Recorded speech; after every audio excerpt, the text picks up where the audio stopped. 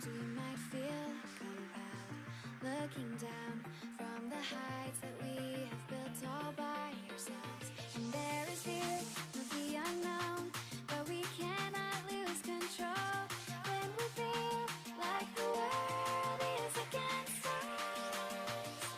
We're trying to find ourselves without the defining words. We can no longer hold on to what only makes us hurt. We cannot sink into the dark. The vertigo is getting sharp. There's something greater than ourselves that we must reach for.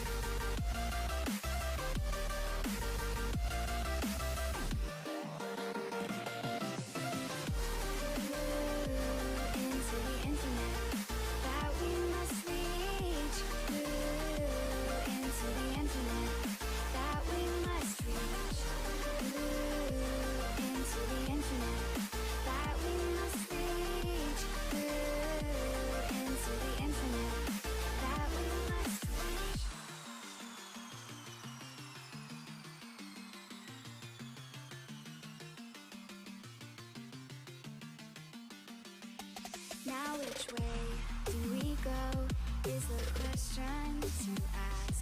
There are so many choices that it's hard not to look past. What is real and what is fake, and the risk we have to take.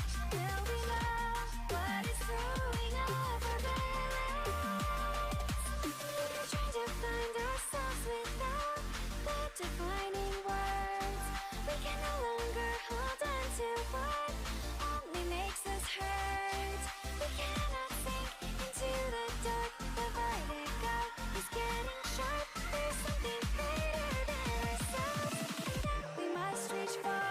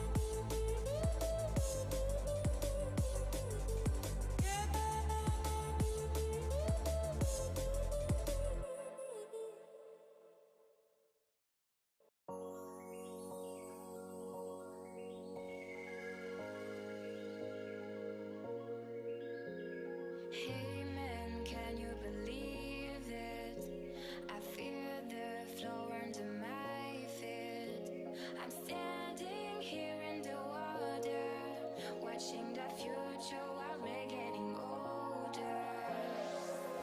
I don't know how to stop the machine. I don't know how to stop the man. Sometimes I feel my skin is too thin. Just wanna get out of this trend. I'm deep from the sun goes down. I feel I have to go. I'm searching how to know my mind. I just wanna go.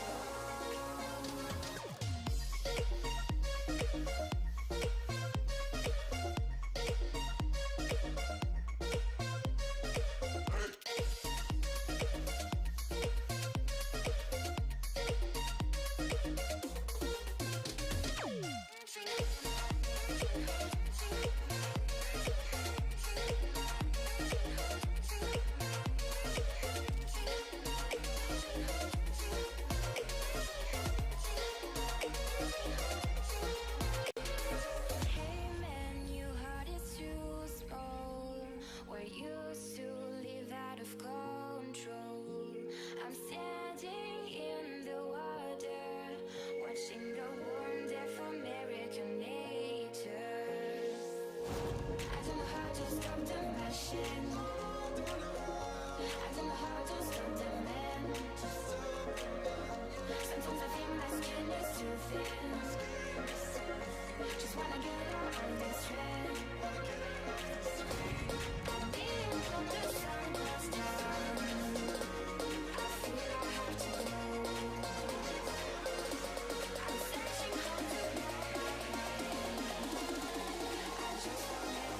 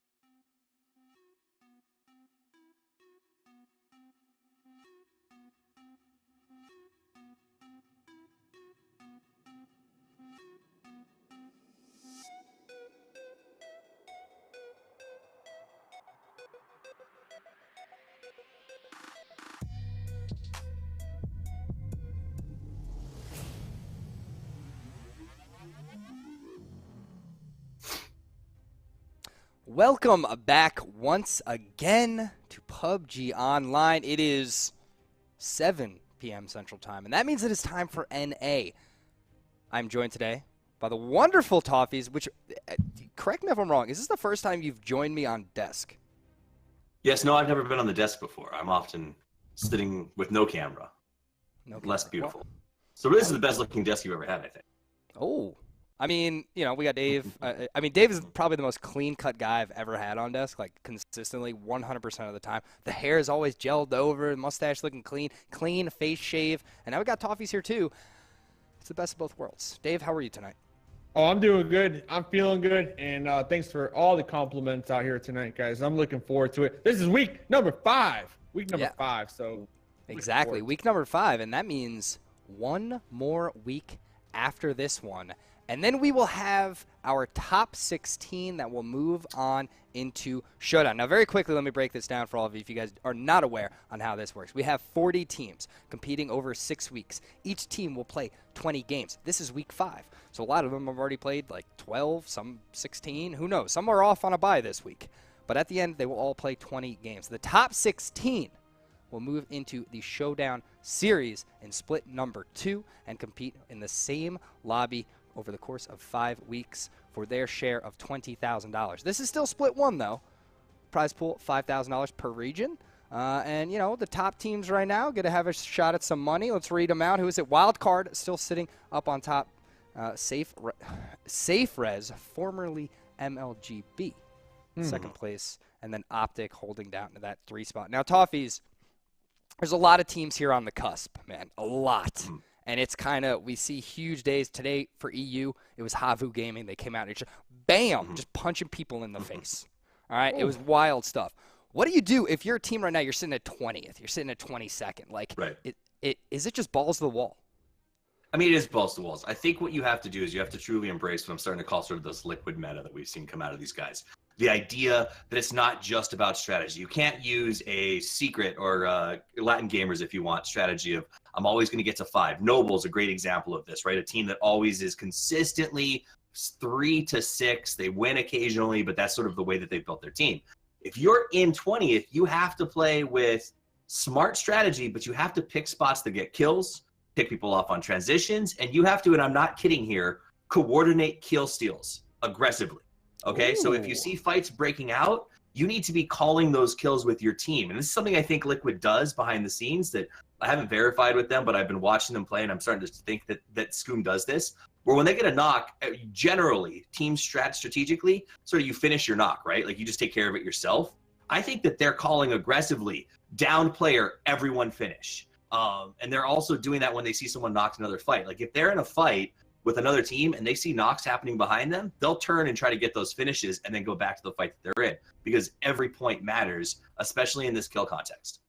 Yeah, the kills do rack up, that's for sure. We've seen a lot of times over and over again a team placing high and on the leaderboard not looking so good. And these kills where it counts. That's why Wildcard's sitting up on top. They're a fragging team. Even in bad games, they're getting kills. It does not matter when. Now, Dave, in this lobby, we have 14 teams here today. We have one team traveling. We had one team had a little bit of a roster change. Who is that team? Who are these teams that are going to frag out? Put the damage out on a random. I mean, usually I would have went with E United, but like you said, they are traveling here tonight, or they're out having a good time. But I'm going to be looking at a newer squad that has kind of been upsetting a lot of these squads that have just been around for quite some time. Exodus. These guys have been playing together for quite some time now, so they're not new to the game, but they're a new squad altogether. And I always love it when we see these new squads come in and stir things up and do some unorthodox plays. It just makes for an entertaining night. So I got them on my list here tonight for sure. Absolutely, Exodus, a team to look out for according to MSH Tape. Now, unfortunately, this first segment was very quick. We will have much more in between the games, but let's jump right into game number 1 right now with Little Fuzzy Seal and Matrim.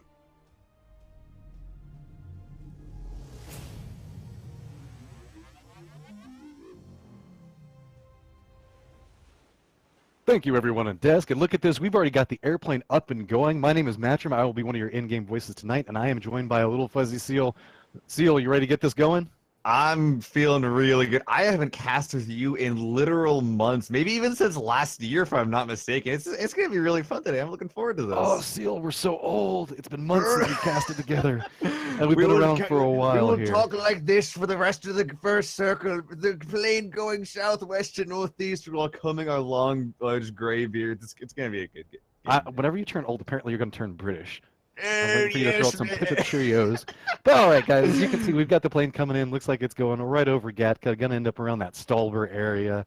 Naturally, no surprises. We see a lot of pushes going towards Georgia Pool. We got Tempo Storm hanging out along the west coast. That's where they tend to like to be at. We also have Totality following up right back behind them and Envious. Does look like Little Prodigy and the rest of his friends might be doing a stretch over towards Snovka Island, maybe going over towards a military base. So, Seal, looks like we don't see too many people making their way over towards Milta. Question's going to come out. How cruel is the circle going to be? Are you wanting it to go over that direction, or are you wanting it to kind of pop over here where everybody's hanging out at? I would like a central zone. I used to be one of those big memers that kind of was like, oh yeah, I like it when everything's horrible for our players. West side flight plan, east side zone. But I've kind of turned around on it at this point. I like it when the zone is nice enough to the players where they can have a reasonable chance of getting what they want and not just getting absolutely just lambasted by the zone. So at this point, I'm hoping for a sort of Pachinki Gatka-ish zone. Well, we're popping over here now on North Georgia Pool area where we have Exodus and Optic that are hanging out next to each other, it looks like. Ooh. These guys have bumped into each other quite a bit as they move through the past couple of weeks. We've seen them come back and forth between the two of them. Looks like they're coming after each other very early this time around. Yeah, Exodus Dave's favorite here. Looks like they are going for a bit of a split here. We see 17 and Hetro here on the southern apartments. The apartment's a very, very rough place to push. You do not want to be pushing into an apartment you know is clear. Oh, look at this jump from 7. Oh, from 7. Look at Toffees for a second, too. I hope everyone saw that. Oh, that was really funny, but it's a really cool jump to make. It always feels really cool to make that. And also, on top of all that, it's even more efficient to make that little jump right there. Rest Optic, though, grabbing northwest side of Georgie. They should be able to find some cars on this side of this town. Well, the circle has shown itself and looks like it's going to be around that Stolber area, Yasnaya. Everybody's going to be able to push their way back over into that area. So the guys over in Georgia Pool are going to have to push back out and around. We do have Envious that's also in the southern section of Georgia Pool. Now, Pat Caps, Pistola Time, Little Prodigy look like they were looking towards military base. They're going to have a little bit of a trek heading out in front of them. We also do have a lot of people that are all around Sunken City, Rajak, and School area. They have managed to pull apart. No real deaths coming onto the stage yet, though. Yeah, if you're one of those teams that are coming in from the Gatka or Pachiki area in the southwest side in particular, there's going to be a lot of guys here on the southwest side of the zone. They might be at some point transitioning to somewhere in the middle of the compound for an early place to hold, and that will be important because there are a couple of spots they could go to, but, you know, we have 3 or 4 entire teams here that are currently in the side, so if teams transition through here early looking for a compound from this direction, they're going to be in a lot of trouble. We're doing a flyby right here of a team that's they've been around for a little while now. A lot of these names you probably recognize, such as Lush, but this is going to be Render Esports that's gotten control over this area here. With Mr. Blown Apart hanging out over at the school, there's a lot of bad jokes to be made about that, so we're just going to leave that one alone. But you can see that they have a lot of control that's come through here. You start to see this happen quite a bit, where whenever a group drops here, they get control over the school and apartments, and everybody just kind of separates out and tries to loot. Meanwhile, one person goes and grabs a vehicle, which I believe that Walt just ended up going and doing. Now, we can see that Little Prodigy and Sharpshot are holding down one section, still inside of the island proper, whereas two members did actually... Oh, we do have Don't Shoot Me! No! That was Don't Shoot Me. You weren't supposed to shoot him, so he goes down. Ben Long getting the kill in that. And this is really interesting. This is the 4th member of Render that we saw going for that apartment school split. Render, a team that is pretty smart. I've actually been liking them a lot lately. Contesting one of the most centralized compounds in the zone. Ben Long winning this 1v1 means that Render has a clear transition route. This location could win them the game. That 1v1, very important for Render. This is a very interesting piece of terrain to get control over, because naturally you do have sightlines over there towards the lake. You can see anybody that approaches up around you. You also do have the potential to move over towards Stolber. Like you're talking about, very centralized, and there's a lot of nice places to play around it. Specifically, one of the things that we see a lot of teams always talking about are buildings with walls around them, so that way you can come out, step out, take some shots, get a lot more visibility than being stuck necessarily behind a window. So we're gonna have to see how that plays out and how much control they have coming in there. Meanwhile, look at this. We've seen 2 members of Optic looks like they've opted out to go towards Zarky, and they were doing a little bit of looting up in that area.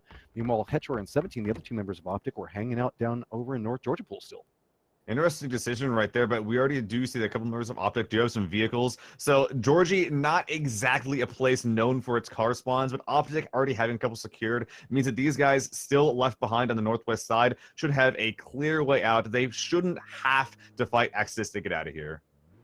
Yeah, that's kind of... I think that's what both of these teams want with this. Like, how much have they been at each other's throat?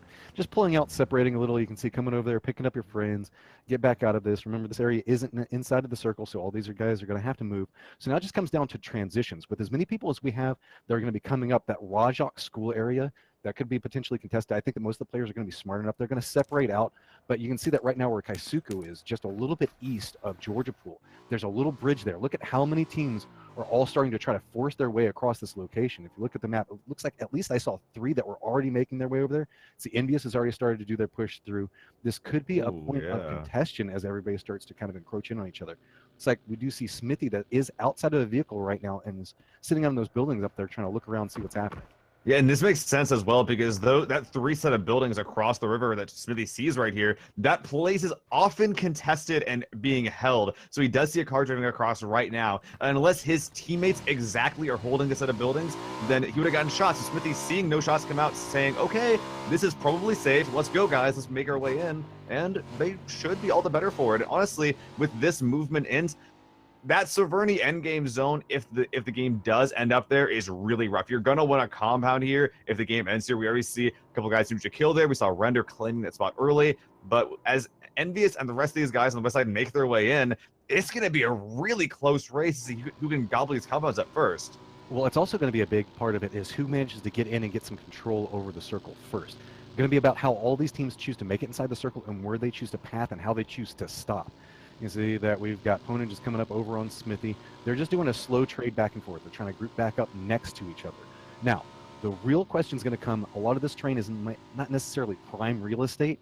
So where are these teams going to go to? What are there going to be the go-to positions that they're going to try to find around? Because as we were talking about a second ago, there was that one building complex that's fairly centralized, but a lot of the rest of the circle is pretty much out in the plains. You can see that Mini Fridge Jr. Uncivil's there in one spot. Looks like Envious is going to get control over that, I guess, cliff face that's over there next to the lake. You can see that way off in the north, we do have a crate up there, but I don't think anybody's going to be going in that general vicinity. Now, we do have some shots that are starting to come out as everybody is making their transition.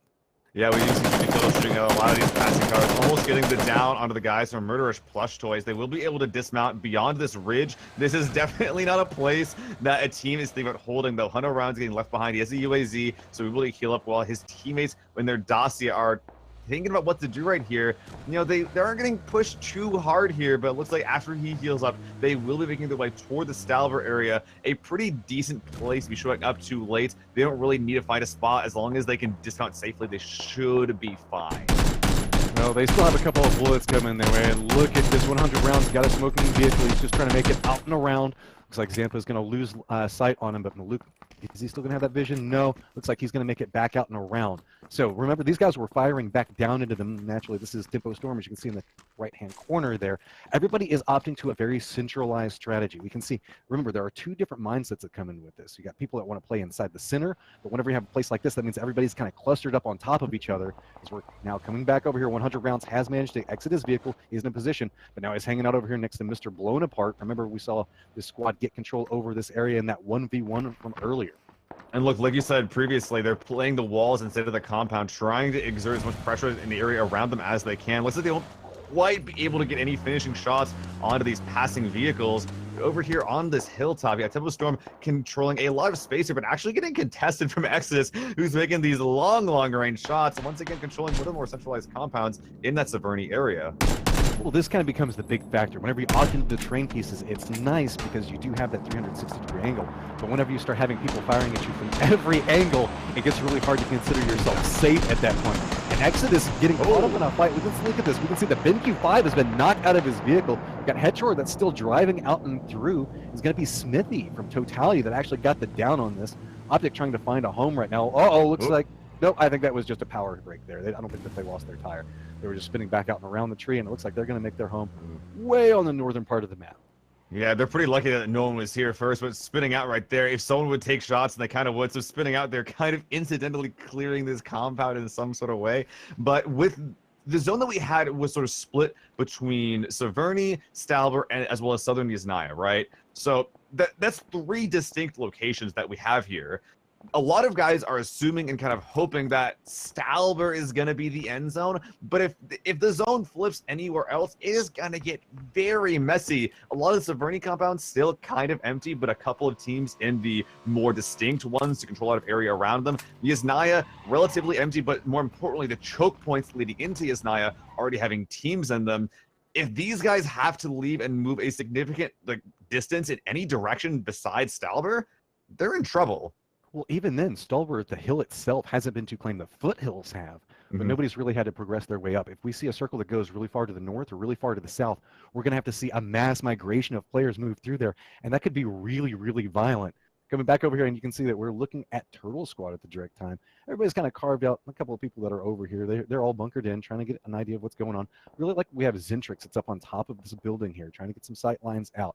See, a lot of people really like to play in this specific area because it has a lot of very high buildings. Meanwhile, way off in the distance, we've got I think that's Owloop that's over there. Owloop, yeah, it's going to be Loof. That's going to be. It's going to post up inside of the apartments area. Looks like still just trying to gather surroundings, get some information, all by his lonesome.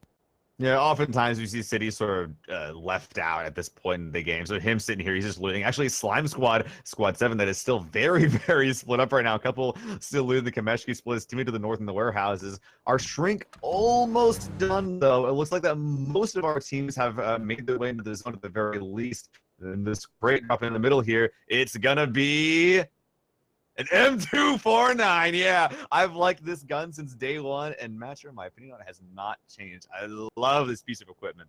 Oh, and the circle is so friendly. Looks like RN Jesus loves these guys today, as they're not going to have to move too far. Really, just the guys that were on the external pipe are going to have to make their way over and through. And you can hear explosion going off. Probably somebody's vehicle got taken out as it was coming through there. Remember, we are playing competitive rule sets, so there are no red zones or anything like that. So, yep, flaming wreckage vehicle going down over there as it slow rolls its way down the rest of the hill.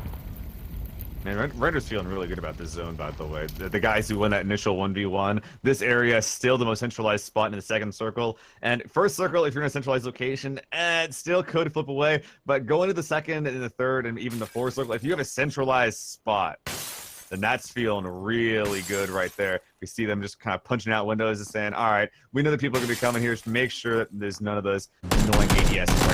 Uh-oh.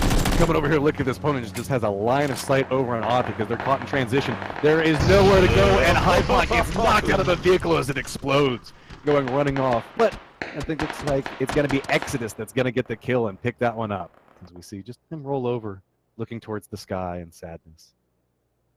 Oh man, poor guy. It looks like that the UAZ will trying to get to optics to tell the tale, but they're already leaving 17. We see rotating around to the northeast and this a relatively empty north side of the Stalber zone. And for now, a lot of the teams that were in the Stalber area won't have to leave, but that did cut out a lot more of Stalber than I think that we initially thought would be cut out here. So a couple of teams still centralized, but especially I'm looking at Nova as well as Optic, who is moving around and a little bit of trouble. Oh, look at this on the south side. We see PACAPS driving right next to Grunto Esports. Yeah, you can see that PACAPS is starting to make his way over and through. Right now, we are looking at God Squad and Grunto Esports caught into a little bit of a skirmish. Vehicles are going to pull back out and away from each other. Driving off in the distance, you can see it's going to be Pistola time. Probably going to be able to meet up with Little Prodigy pretty easily. They've got the trees for cover off over there. That's a pretty fun little complex that they have posted up around. They have some decent sight lines off of it, but naturally the aggression can come off of these hills, naturally due to the trees. But there's nobody really around them right now. The only people they have to worry about is going to be Grunto, and it's going to be long-distance shots going back and forth right now. Just trying to burn through some meds, maybe get that influential down where somebody might not be able to make it to him, but right now these are really just kind of damaging shots going back and forth. Just try to burn out meds, knock armor off everybody. You're pretty sure that the res is going to be coming through, but look at this seal. Everybody is so centered up on this right now.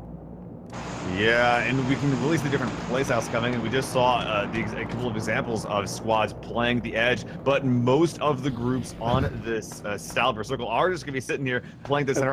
Aloof, he's just camping, man. His squad is nowhere nearby, but he is as centered up as centered can be. He is not going to be found by any. Who would walk in there, and why? Well, at this point, you can see that there's some long-range skirmishes that are going on back and forth. You can see that Zentrix and Cannon are pushing forward. Off in the distance, I believe that's going to be Envy. Yes, Envy has posted up. Remember, we saw them transition earlier over to that cliff facing. So they've been going back and forth each other, and Aloof has just kind of been caught in the middle. He came back down to Yaznaya. The rest of his team is up on the cliffside of Stalber there. So you can see them up to the northeast off of his position. He's all by himself, but uh-oh. Is Zentrix going to come through there? Well, at he this point, has he might clear behind you, but I don't think that he will. He'll probably just end up going for the... He's got to assume that nobody... Yeah, like, why would you walk in there? Why was anyone be in there? If you come in and you maybe, like, see some guns on the ground that are missing loot or something like that, or some ammo around them, then maybe you might go, hey, somebody could be around. Rifle clipping through a door. Yeah, you know, at this point, Aloof is just like, okay, I'm here. Just got to hang out.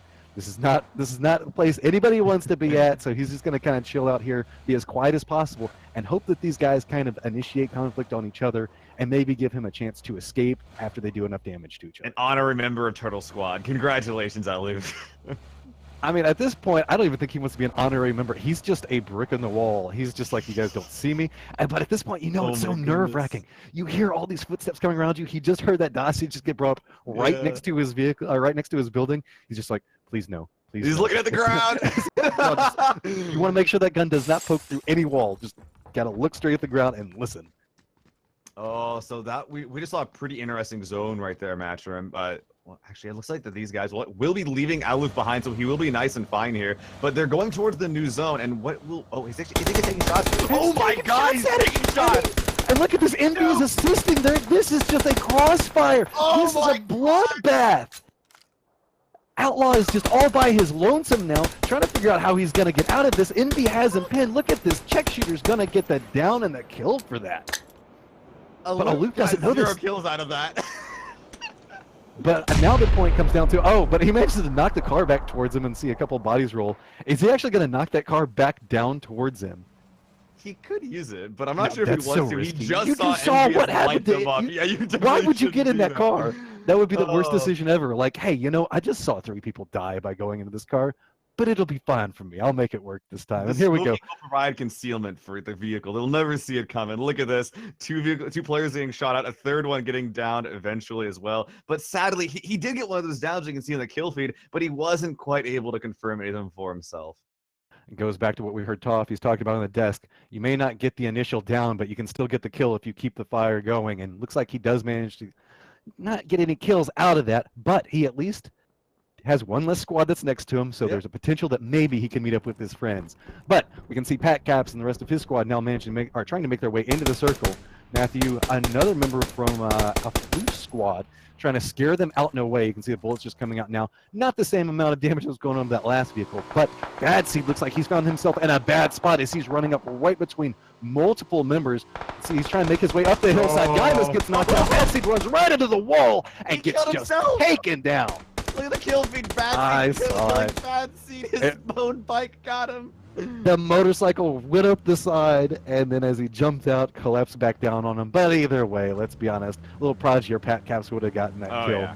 So rough transition coming out, and oddly enough, that could make it a little bit easier for Aloof to get out and away. But off in the distance, you can see that somebody hasn't quite made it in the circle, and that's going to be Blitz T2. They heard that firefight, and they probably are not going to continue to press up this way. Now that's going to force them to look back over towards Carbon and Matthew, try to figure out how they're going to handle this. They know that they have somebody above them. If they go loud, they could be finding themselves in a crossfire. Yeah, they spot him out on the far eastern side. They're not quite into the white yet, and this particular zone is really hard to break into. We saw God Squad up to the north side. Last time I saw a Stalver Circle, God Squad really wrecked it, especially once they are allowed to play edge. And look at this, they're rotating right up toward him. He sees a little Prodigy with that bike. He actually might not see him. The tree might have been in the way there, but he can definitely hear them. And looking around, I only see 2 players here. They are getting spun out from the southwest side, though. They got to keep going. They're just having to run up this hillside. You see that up above them, everybody else is having to move. God Squad is not quite inside the circle, so Blitz T2 just has the shots coming in after him. Grunto is under a lot of fire right now, as you can see Carbon off in the distance, taking some shots back down at them. Some Slime Squads providing a lot of pressure. They really do find themselves between a rock and a hard place as the blue is closing in right on their hills. All these bullets are coming next to him, but not really doing a massive amount of damage. You can see that trigger knocked down to about half life, but they do have trees, rocks that they can play around. Can they manage to make it to some form of safety? Remember, there are a lot of plateaus that you can play off of. Right as soon as they crest the top of the hill, you just see bullets come ringing out his direction. Both of them now trapped back behind this tree, but they have managed to make it into the safety of the 3 circle. Luckily, they also got smoke grenades, which are pretty dang good right now. The new zone popping, and it's going to be Stalver Foothills. This is an absolute just slugfest of squad-on-squad combat the entire time. Optic finding himself in the middle of this. I'm not going to lie, Matchroom, this really isn't a zone or state of the game where you want to find yourself in the middle. It's really hard to defend yourself in these areas, and you'll just find yourself getting pinched on 1, 2, maybe even 3 different sides if they decide to stay here. But it's not like they can just run to the edge either. They're going to really need to button up and keep their heads down so they don't get pinched from their east and north by Nova and God Squad. Well, Optic does have the rock faces that they can play around, so they can kind of peek out, get some shots. You can see that they're trying to reposition off of it. High ground control could be influential in this, because we were talking about a second ago. There's all these little plateaus you can see where teams are going to try to post up at. Oh, here comes the risky part. A squad run straight up. Nova is in position, lights it up, and it's going to be Exodus that's under fire. Just barely a smidgen of life as the motorcycle goes up the side. One member of Exodus does get knocked down, but look, Exodus Elijah's off to the side. That's going to be Nerf Me Please that steps up. Half damage inflicted right onto Elijah. He's forced to drop back down. Now bullets are coming up from further up the hill. You can see that Exodus is under a lot of fire right now. Nerf Me Please just trying to see if he can get those last couple of shots, but he's having to retreat. It's ring around the rosy as they're bouncing back and forth around this rock right now. Elijah's trying to figure out exactly where Nerf Me Please went. Is he going to be able to get this peak? Steps up and around, and yes, Nerf Me Please does get the down onto it. That's going to put Exodus in a world of hurt. They do have one member that is still up and alive. Actually, no. Looks like they do have 2, as Nova Richie is now coming for another flank onto him. Could this be catastrophe for Exodus? Are they paying attention to what's happening around them? No Richie is helmet. coming out and forward. No helmet, trying to find that right angle for it, but you can see Locknarb's coming down as well.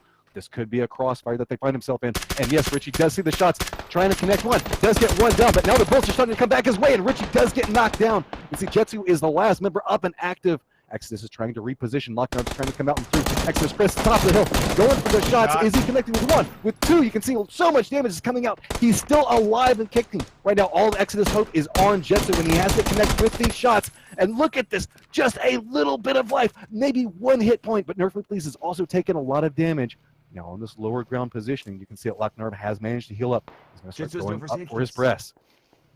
There's not a single first aid kit on this guy's inventory. He has to actually just heal his bandages, but as soon as he peeks out, Nerf Me getting that shot, clearing the northern side, they might be able to get their down player, Richie. He is very low. Locknarb running in, clinching the revive, but the zone's coming in. Will they have enough time to make this happen?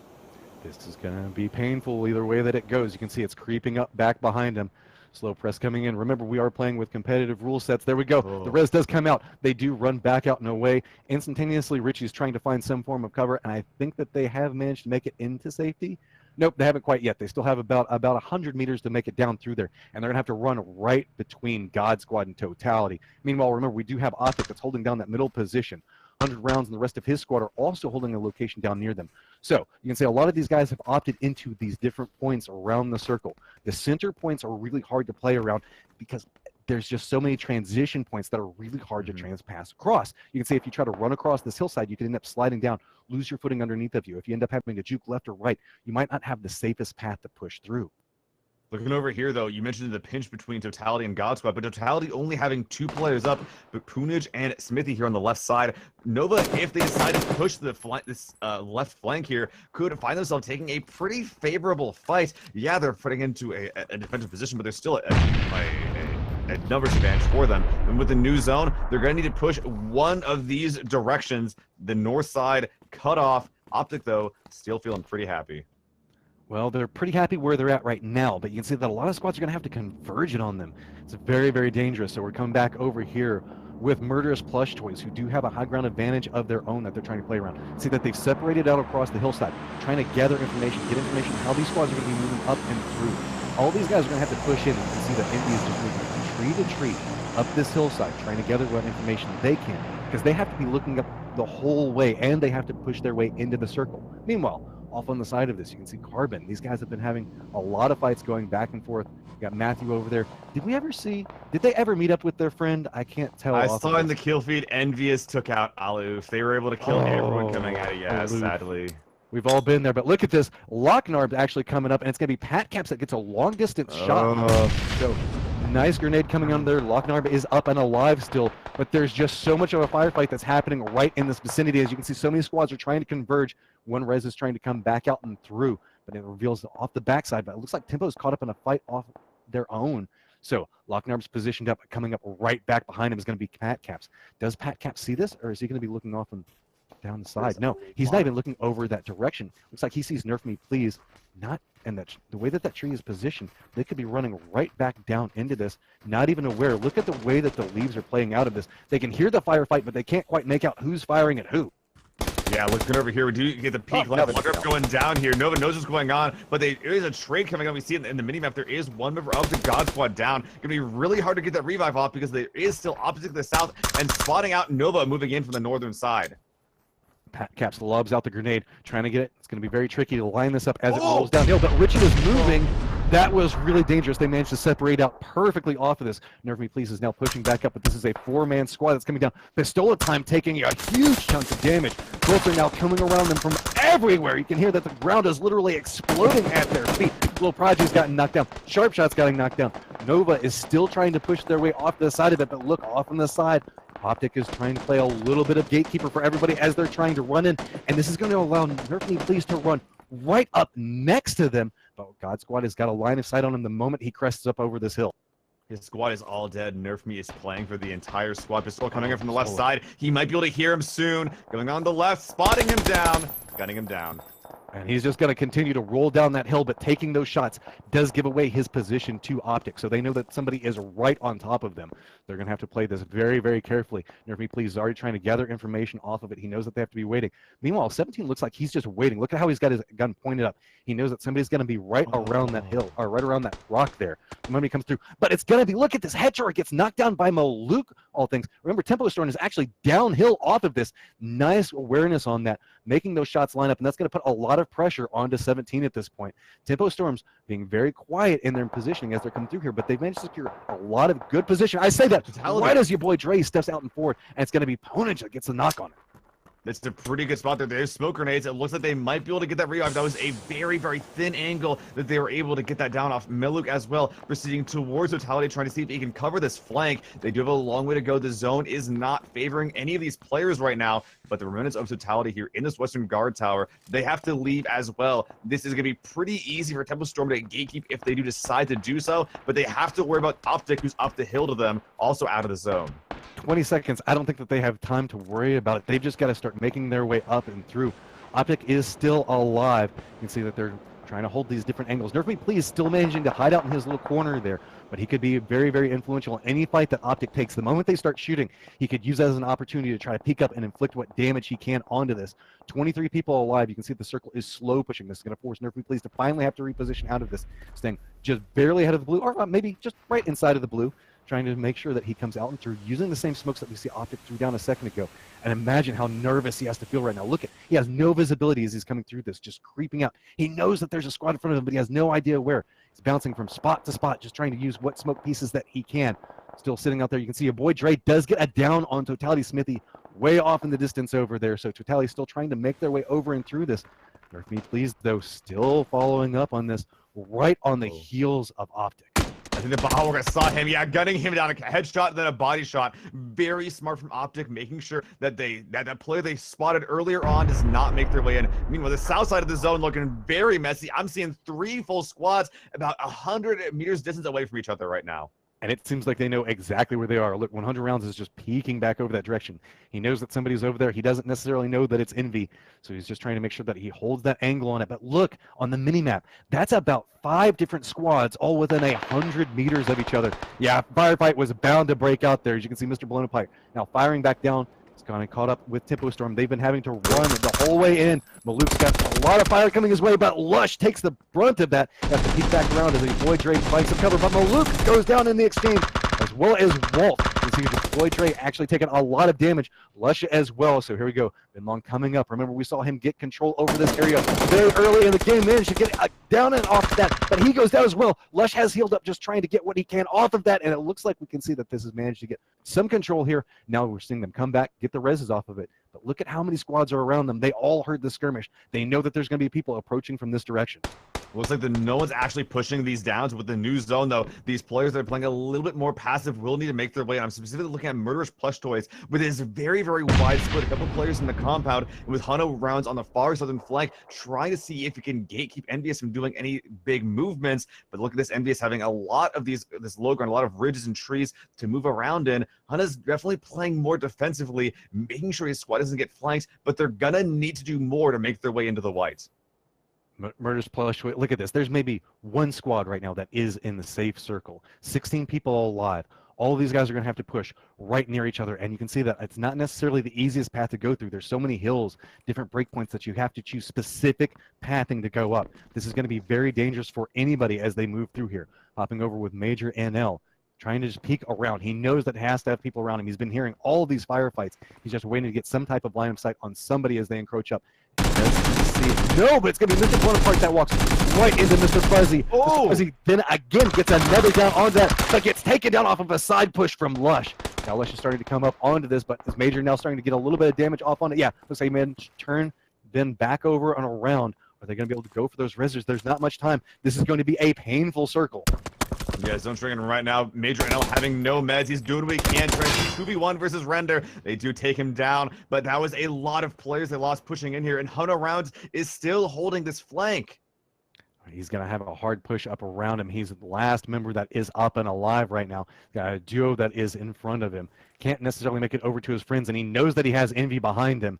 There's no real good way to get out of this situation. He's just waiting for other people to move. He's starting to feel that. You can see he's glancing back at the circle. He knows that it's encroaching on him. He's just got to wait until the very last minute. Heads pop up and taking the shots that come through. Gets one down, pushes it back over, gets it down onto the second one, but that gives away his position, and then Envy just mops him up. So now Envy has a lot more control over this, but they have to push up next to Carbon. Looking over here, we do see quite a few squads. A very, very awkward position for Squad 7. That's Slime Squad on the eastern side. Optic here on the north end. Looks like they have traded a couple of shots. Baja Waka with no helmet and very damaged armor. And has thrown in the middle of the field here. We're getting down here. Slime Squad might mean a game-winning spot here. Envy is still strong, though. Look at as they're pushing up through.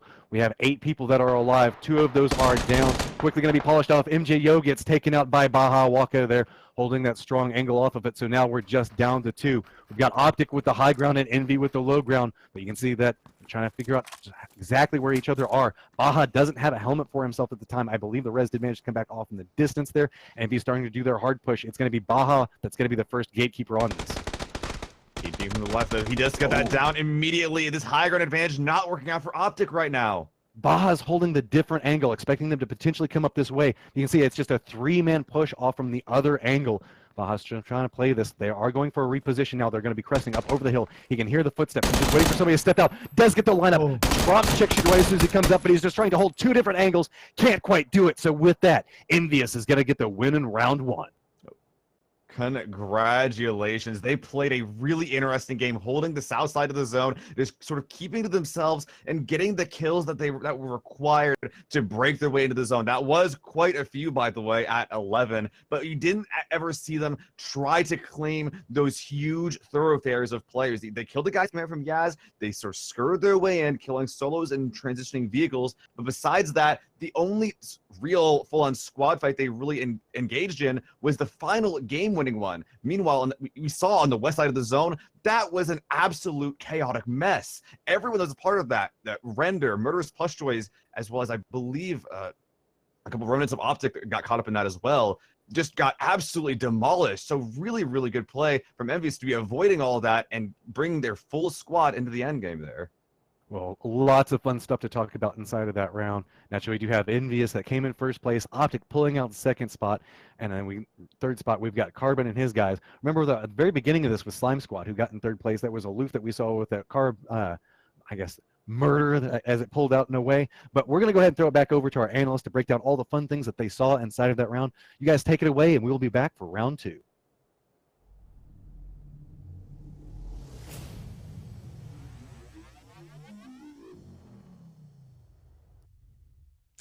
Thank you very much, Matrim and Seal. Game number 1 ends. It is Envious taking the win. Envious and Y-Temp Fate, the final 2. It was feeling like August of 2017 right now in that game. I was like, whoa, we got High Ground and Y-Temp Fate in the final circle. Feeling good. Dave, you look like you're questioning me a little bit. Nope. You're doing a great job. Keep going. I'm listening. You're the best. You're the best. You're just... Dave, you're my favorite person of all time. So a lot to break down in that game. A lot going on. An interesting circle. The Stalber Hills creating some wild fights. And it's kind of interesting because one thing I really noticed there is the immense amount of sight lines. Even though there's so much cover, it's almost like when you're on the hill, like players all the way to the east can see the ones all the way to the west sometimes. And there's really long-range fights going on. And a lot of teams getting involved in fights they didn't need to be. And a lot of kill stealing, if you will, there, Toffees. I mean, yeah, Stalber Hills is a good example of sort of having to understand how the layout of the land affects strategy. Because you have 2 options. You push uphill or you push down. And down, pushing up from down is tough, right? Because everyone has great sight lines against you. But you have to remember, pushing from the uphill position is better for sort of getting pickoffs and visibility on rotation. But you also suffer, it's much harder to retreat. If you take a step past certain areas, some of those rock faces, for instance, once you move past them, there's no backing out of that push. So there is sort of a risk-reward scenario. Running backwards downhill because you find yourself ambushed is a lot easier than trying to retreat back towards Stalber. So we find these teams sort of having to understand that terrain and utilize it. A lot of those teams making angular rotations did very well. And I was really impressed with some of those, especially, we talk about Envious, for instance. who performed well. And this is, remember you talked to me earlier, Jabroni, about what do these guys on the cusp do? These guys are 20th on the list right now, right? They come out in first place with 11 freaking kills because they understood the Stalber Hill. They managed their push effectively. They ran splits around the rocks every single time with usually one off position. It was just awesome to watch. I 100% agree. And it's funny because Envious is one of those teams where if you had to pick someone right now that's not in the top 16, that you're like, I think this team is the one that's going to make, like, I mean, that's an easy choice for me with Envious. They have been, for the longest time, for anyone that's been around PUBG Online for pretty much its eternity, Envious, formerly High Ground, was one of the most consistent teams. And the roster has not changed much. They have Kaisuko in now, and Kaisuko's nuts. And it's like you just look at this team and you're like, all right, yeah, they're going to be okay. They're going to be just fine. And I do believe that they'll definitely make the late season push. Now, Dave, on the other side of things, we had Optic there, and Optic was in a tough spot. How do they survive that? I mean, they were in a tough spot since the very beginning when they lost one of their members from that transition from Exodus. I just want to mention, Exodus, they did go out pretty early there, but we are going to see this matchup all night long as both squads drop North George. So it's just going to be an all-night story on exactly who loses those members as they push out of North George. But in this case, Toffee's made mention of that banana split. We saw Exodus and Nova in that exchange. I mean, that was also a phenomenal split between those two squads. But we know every single time we're in here, we see maybe one member of Optic. That's all they need because they know how to go for placements, regardless of how bad it might be looking for them. They just know. They just know how to go for placements. So honestly, that's a one-man squad right there. They can win it all. And that's super interesting to talk about because on a few occasions, Optic has lost players early. And they're sitting in third overall right now. That is by points per game. That is not by overall score because we do have teams some have played more than others. Third overall right now in points per game. Time and time again, it's been Bahawaka being the solo at the end of games. And I don't know what it is. Sometimes there'll be 6 or 7 teams left, and it's like, oh, Baja got second. Oh, Baja got second again. And it just keeps happening. At the last couple of events I worked, everybody made fun of my magic book because I had notes on every player, sort of like my observations of them. And I was laughing with Baja Waka one day because, like, literally next to his name, it just said, this guy frags. And that's the honest-to-God truth. When you watch him play, like, even in that last scenario there, he almost pulled it off. If Envious hadn't done the perfect whack-a-mole rock peak, basically, where they slid one forward then back, he has the ability with the M16 to just destroy people, and he knows how to manage his peaks, and like his snap is mind-boggling. So yeah, he's one of those players that until he's dead, you are stressed out about Optic, no matter what their situation is. I would for sure. I mean, they got 9 kills there alone, and that's mentioned. They were a down member pretty much a whole entire game. Yeah. So that's pretty funny that you have that no status.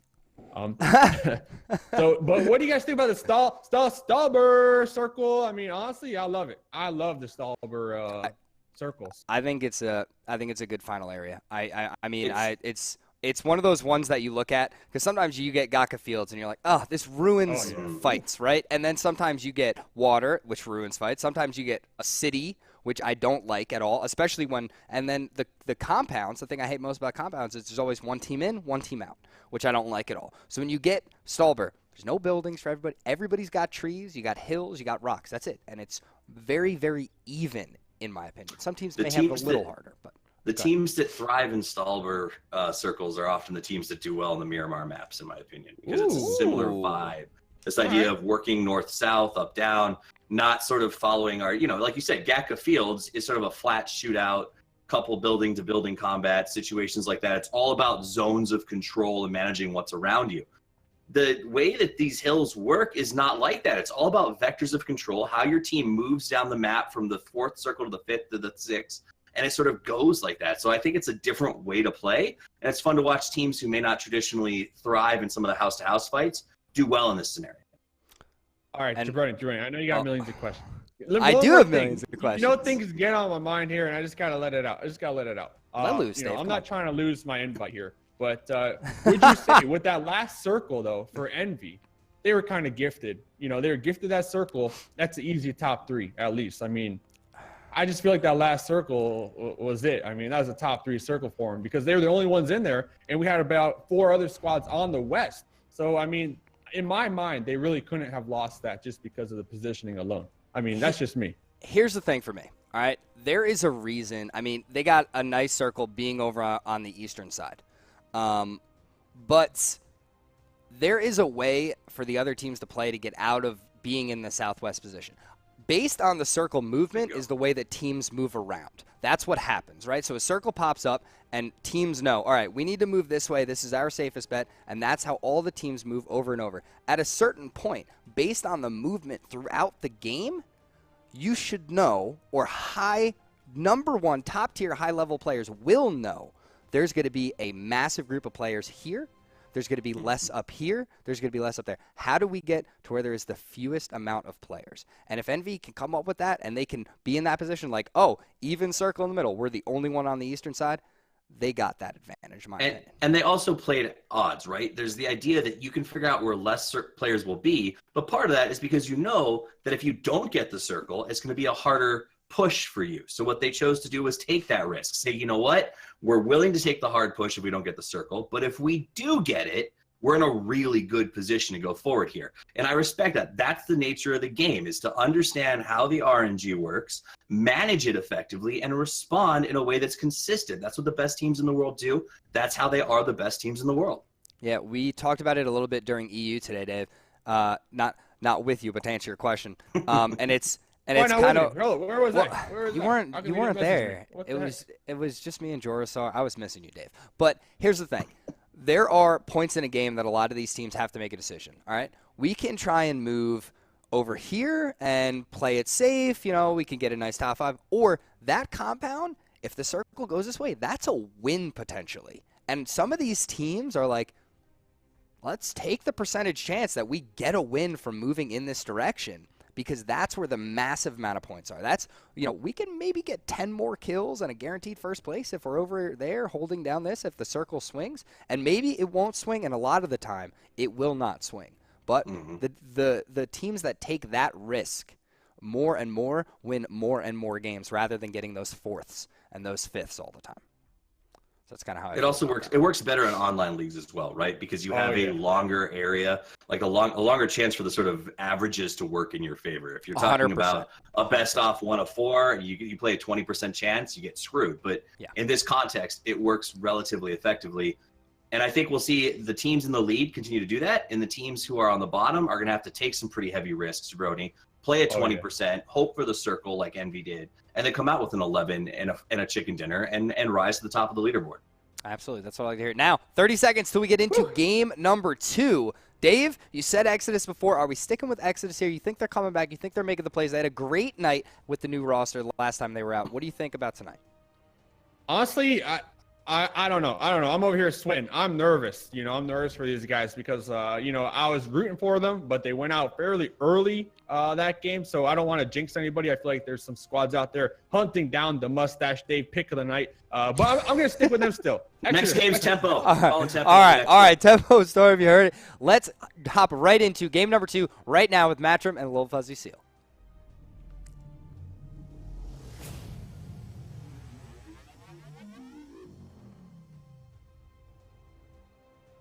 Welcome back to game 2 here at the PUBG Online NA Split. I am a Little Fuzzy Seal, joined by Matchroom. We had a very, very fun game 1. I love it. Stalbarans, and hopefully game 2 will continue to be just as enjoyable. Matchroom, how you feeling?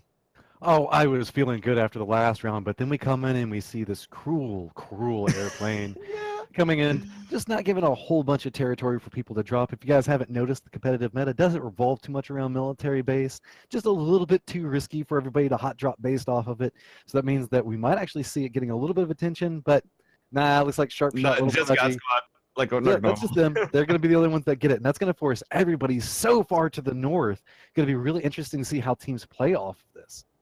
This is actually I'm thinking about the God Squad right now. They almost always play edge, and it's funny how this works out, right? Because they play in a very, very tucked away location that is military base, and they don't, because they don't care about getting the early game, compounds. There's early game centralized compounds, so it makes a lot of sense for them to be grabbing that location.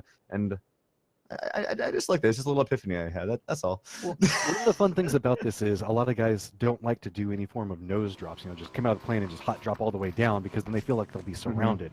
So that leads to a lot of really awkward situations when everybody's just trying to push out in a way the same direction. A lot of these guys end up stacked on top of each other. You can see it looks like a little bit of a dispute over a motorcycle there. See, we got a lot of people that are still flying up over the school apartments area. A couple of bullets that have come back out that way. Oh. And is this a contested Primorsk? When was the last time we saw Primorsk being contested in the very first drop? I think that it's been months since I've seen this. I don't think I've ever cast this before. This is pretty insane. It makes a lot of sense because, as you said, the flight plan was garbage and horrible for everyone involved, but this is causing a lot of pretty early fights. We're seeing Bad Seed pushing out to the front with a 1911 and nothing else. A couple of car shots being rung out, but it looks like the northwest to the southeast split is what we're seeing initially, but a lot of awkward loot getting obtained by Grunto Esports right now. You can see it when you pick up the VSS and you're running the Uzi at long range. You know things aren't going in your favor. Now, the problem with a situation like this, specifically in a very bad loot zone, I mean, Primorsk isn't bad, but whenever you have to really separate out and you have to get a whole bunch of buildings and then you come out with a good amount of loot.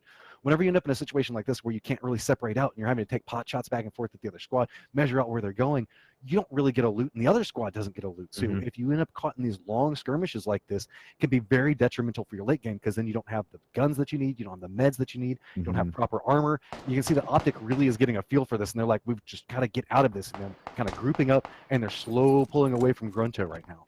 And that's really smart because Primorsk is one of those edge cities. You know that wherever you are, you got to get out of Dodge. And that is, oh my God, with this zone, this is horrible. As far away, literally, from the initial flight plan as we could have gotten. Only Exodus is here, and that's because they took cars and have been driving for about 3 minutes to get here. This is going to be a really, really messy game, Matchroom. Well, we joked that RNGesus loved the players last time because it kept centering on them, so they didn't have to move a lot around the Stolver hillside until the end. This time around, it's like, let's give you a horrible plane that goes over Milta, and then let's just go ahead and put a circle way up in the northwestern side.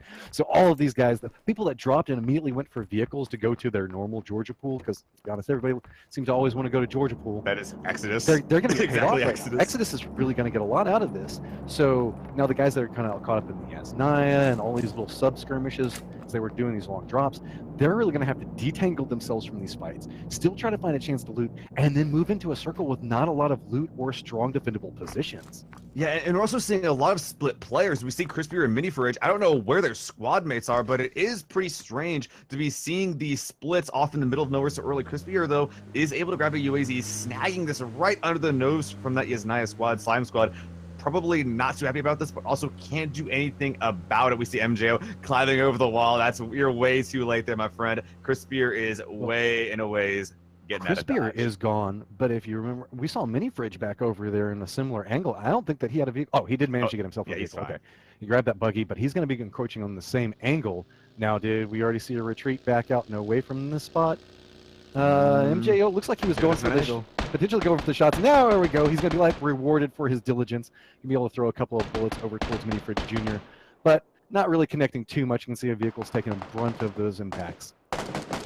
Looking around, it looks like that the rest of the guys that shoot to kill should be able to get around Yasnaya. I'm liking both Slime Squad as well as shoot to kill that is both 1 and 7, mostly because they're pretty close to a relatively chill side of the zone. But this is not chill at all, as Murderous Plus Joys getting Don't Shoot Me down already. Outlaw on the western wall as well. This is really rough for both these squads involved. See that everybody's running with minimal loot right now. It's Uzis and a couple of people with ARs taking some long-range pot shots back. Well, not long-range, close-range pot shots at each other. Don't Shoot Me is going to get rezzed. Don't Shoot Me, last time we saw him go down as one of the first members as well. So looks like this time he does manage to stay near the safety of his teammates. But remember, this is a very early game skirmish. Look, Major NL hasn't had a chance to really generate a lot of life back up. Looks like he's using bandages for it. Outlaw's just going to get the res off and pull back out and around this. Looks like they're going to try to get control over this UAZ and protect it. Now, Don't Shoot Me did manage to use a first aid there. He's going to be able to get res back up. Now, 100 rounds. Jumps out. Looks like he's going a little bit aggressive with this. Bullets are starting to come back towards him. Trying to run back around. He's like, no, teammate, get out of the way. So now he's going to look back that direction. Don't Shoot Me, I think, is going to bolt back over that wall. But it looked like he was headed towards, and they might be trying to just get into the UEZ and get away. Oh yeah, and that's definitely the right play. I'm pretty sure both teams lost a player to this, if I'm not mistaken. Yeah, and getting out of here, definitely the right play for Turtle Squad. This could easily end up for a wipe or just damage on both squads, but their journey is over great. We see Mr. Bonaparte from Render taking shots at their vehicle, but it looks like Rozak is under their control. The cannon probably not going to be doing any friendly fire anytime soon. I think that Outlaw and the rest of the guys on Turtle Squad should be in a relatively decent spot going into the mid game here. Yeah, they're just going to run over to, looks like Sunken City. They have another teammate over in that general vicinity. Minifridge Jr. is still continuing his trek right now. Looks like CRISPR made his way over to Zerverni. Those guys we saw that were under fire from that Yasnaya pass a little bit earlier. See that there has been a crate that has dropped down. And what are our presents from heaven? AWM with some bullets. Extended quick draw mag and a med kit. And look at this. The journey. Is he going to see it? No, Minifridge Jr. No! He's caught up in the destination. Sometimes you got to be paying attention to the journey as well. Man, yeah, I saw it on the edge of the minimap. I thought I saw him go back for it, but it looks like his teammate, though, will be getting a crate. I can't quite see what it is. It looks like an M24, if I'm not mistaken. Probably the more accessible sniper rifle using that 7.62 ammo, but it looks like CRISPR missing a helmet. Does have a couple more things he needs to grab before he's ready for the rest of the game. I don't think that he's had a chance to really loot. Looks like he had Severny. He saw that crate drop. Figured it was safe to go over. Meanwhile, you can see Zentrix is under fire. Nowhere safe for him right now. He's just trying to make it up over this hillside, catching a little bit of air as he goes through there, and I think he's going to make it out and around, and he should be fine. See, this guy Suku's managing to hold down this building all by his lonesome. It's a very popular building, and it's a very strong one. Specifically, it's pretty centralized right now. Now, is Zentrix going to come up and get this crate? Maybe Minifridge Jr. did see it, but he was just saving it for Zentrix. I hope so, man. But Zentrix I'm really looking right now at Squad 12 at Team Envious, like you said. We see Jesse Lal holding that little 3-second buildings near the southern bridge, and that's a big. Look at Optic Hetor is doing a drive right up next to Exodus. These guys always tend to bump into each other. See, that was going to be Jetsu taking some shots over at Hetor, forcing him out in a way. I swear, it's like anywhere that Exodus or Optic goes, they are always going to bump into each other. It's funny because they don't often get into like full-fledged fights. Like they almost always wound each other in a game, but they almost never kill each other in a game. So it's like, yeah, they know each other. They're kind of like rivals, but they aren't like bloodthirsty enemies over here. Looking around, though, we do see quite a few members trying to claim some Healy locations in the center of the zone. Minifridge holding what appears to be the middle of nowhere. Major NL is doing a quick approach up onto Kaisuke. Remember, we saw him holding down that building beforehand. Bolts are now coming out. Looks like they did get a knockoff of that, so Kaisuke did manage to get one down. Trying to get the polish up off of it. You can see that we popping back over here. Major NL has gone down inside of this skirmish. 100 rounds runs in. You can see Envy is just pushing up onto this. They're moving through point by point. Grenades are now starting to come inside the building. Let's see what they can get off of it. Their rounds under a lot of pressure right now. Just, you know, at that point, whenever you're just forced to play full on defense on a doorway, it's a bad spot. And Check Shooter is doing the slow creep. They have to have an idea on where he's at. Looks like they're opting into the last one. Hayden steps out and around, and just a quick turn on that. Gets the drop on a 100 downs. He's going to be taken down. And Caden just falls onto that crate. It's like, give me that one. I don't know what a bigger warning sign is than seeing a player with a Tommy gun hiding in a corner and being like, okay, yeah, this guy's dead. This guy is super boned because the Tommy gun, I don't know a single person that likes that gun, Matcher. Well, it comes down to this evil airplane and evil circle combining. It does. So that way nobody's really had a chance to loot. Everybody was having to really quickly modify, switch over, and try to find vehicles as fast as possible. And look at how these teams are aligned out right now. You can see a lot of these guys are separating out because they don't necessarily know where they consider to be a strong point to hold down. They don't know how people are going to be approaching, where other squads are going. There's still 50 people alive right now, so you have no idea where these 50 people could be posted up. So some teams are opting into separating out a little bit more, trying to play a little bit safer in that regards. But the risk comes in that if a 4-man squad runs right up on you, or if you're that solo that runs into a 4-man squad, you're as good as dead. Yeah, and something interesting to note, though, is that there are a lot of these solos spread out here. We already saw a Totality spreading out, Smithy having his team just drive off into the distance, as well as Minifridge holding that little hillside on the north side alone.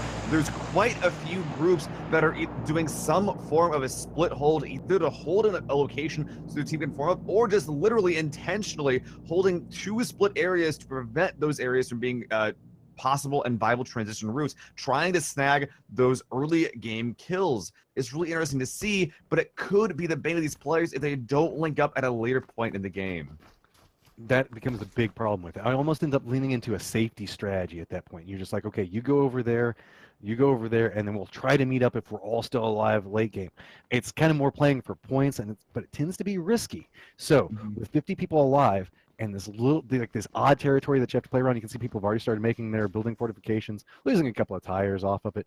But also, it should be noted, there is a lot of water inside of the circle. You can see the northern area, about a quarter of its water over there, and you have the bay around Georgia Pool, and you have the river that's going through it as well. So it's really forcing a lot of, I guess, not prime position points to come out in this stage of the game. So you can see a couple of teams already aware that they're coming into the circle very late.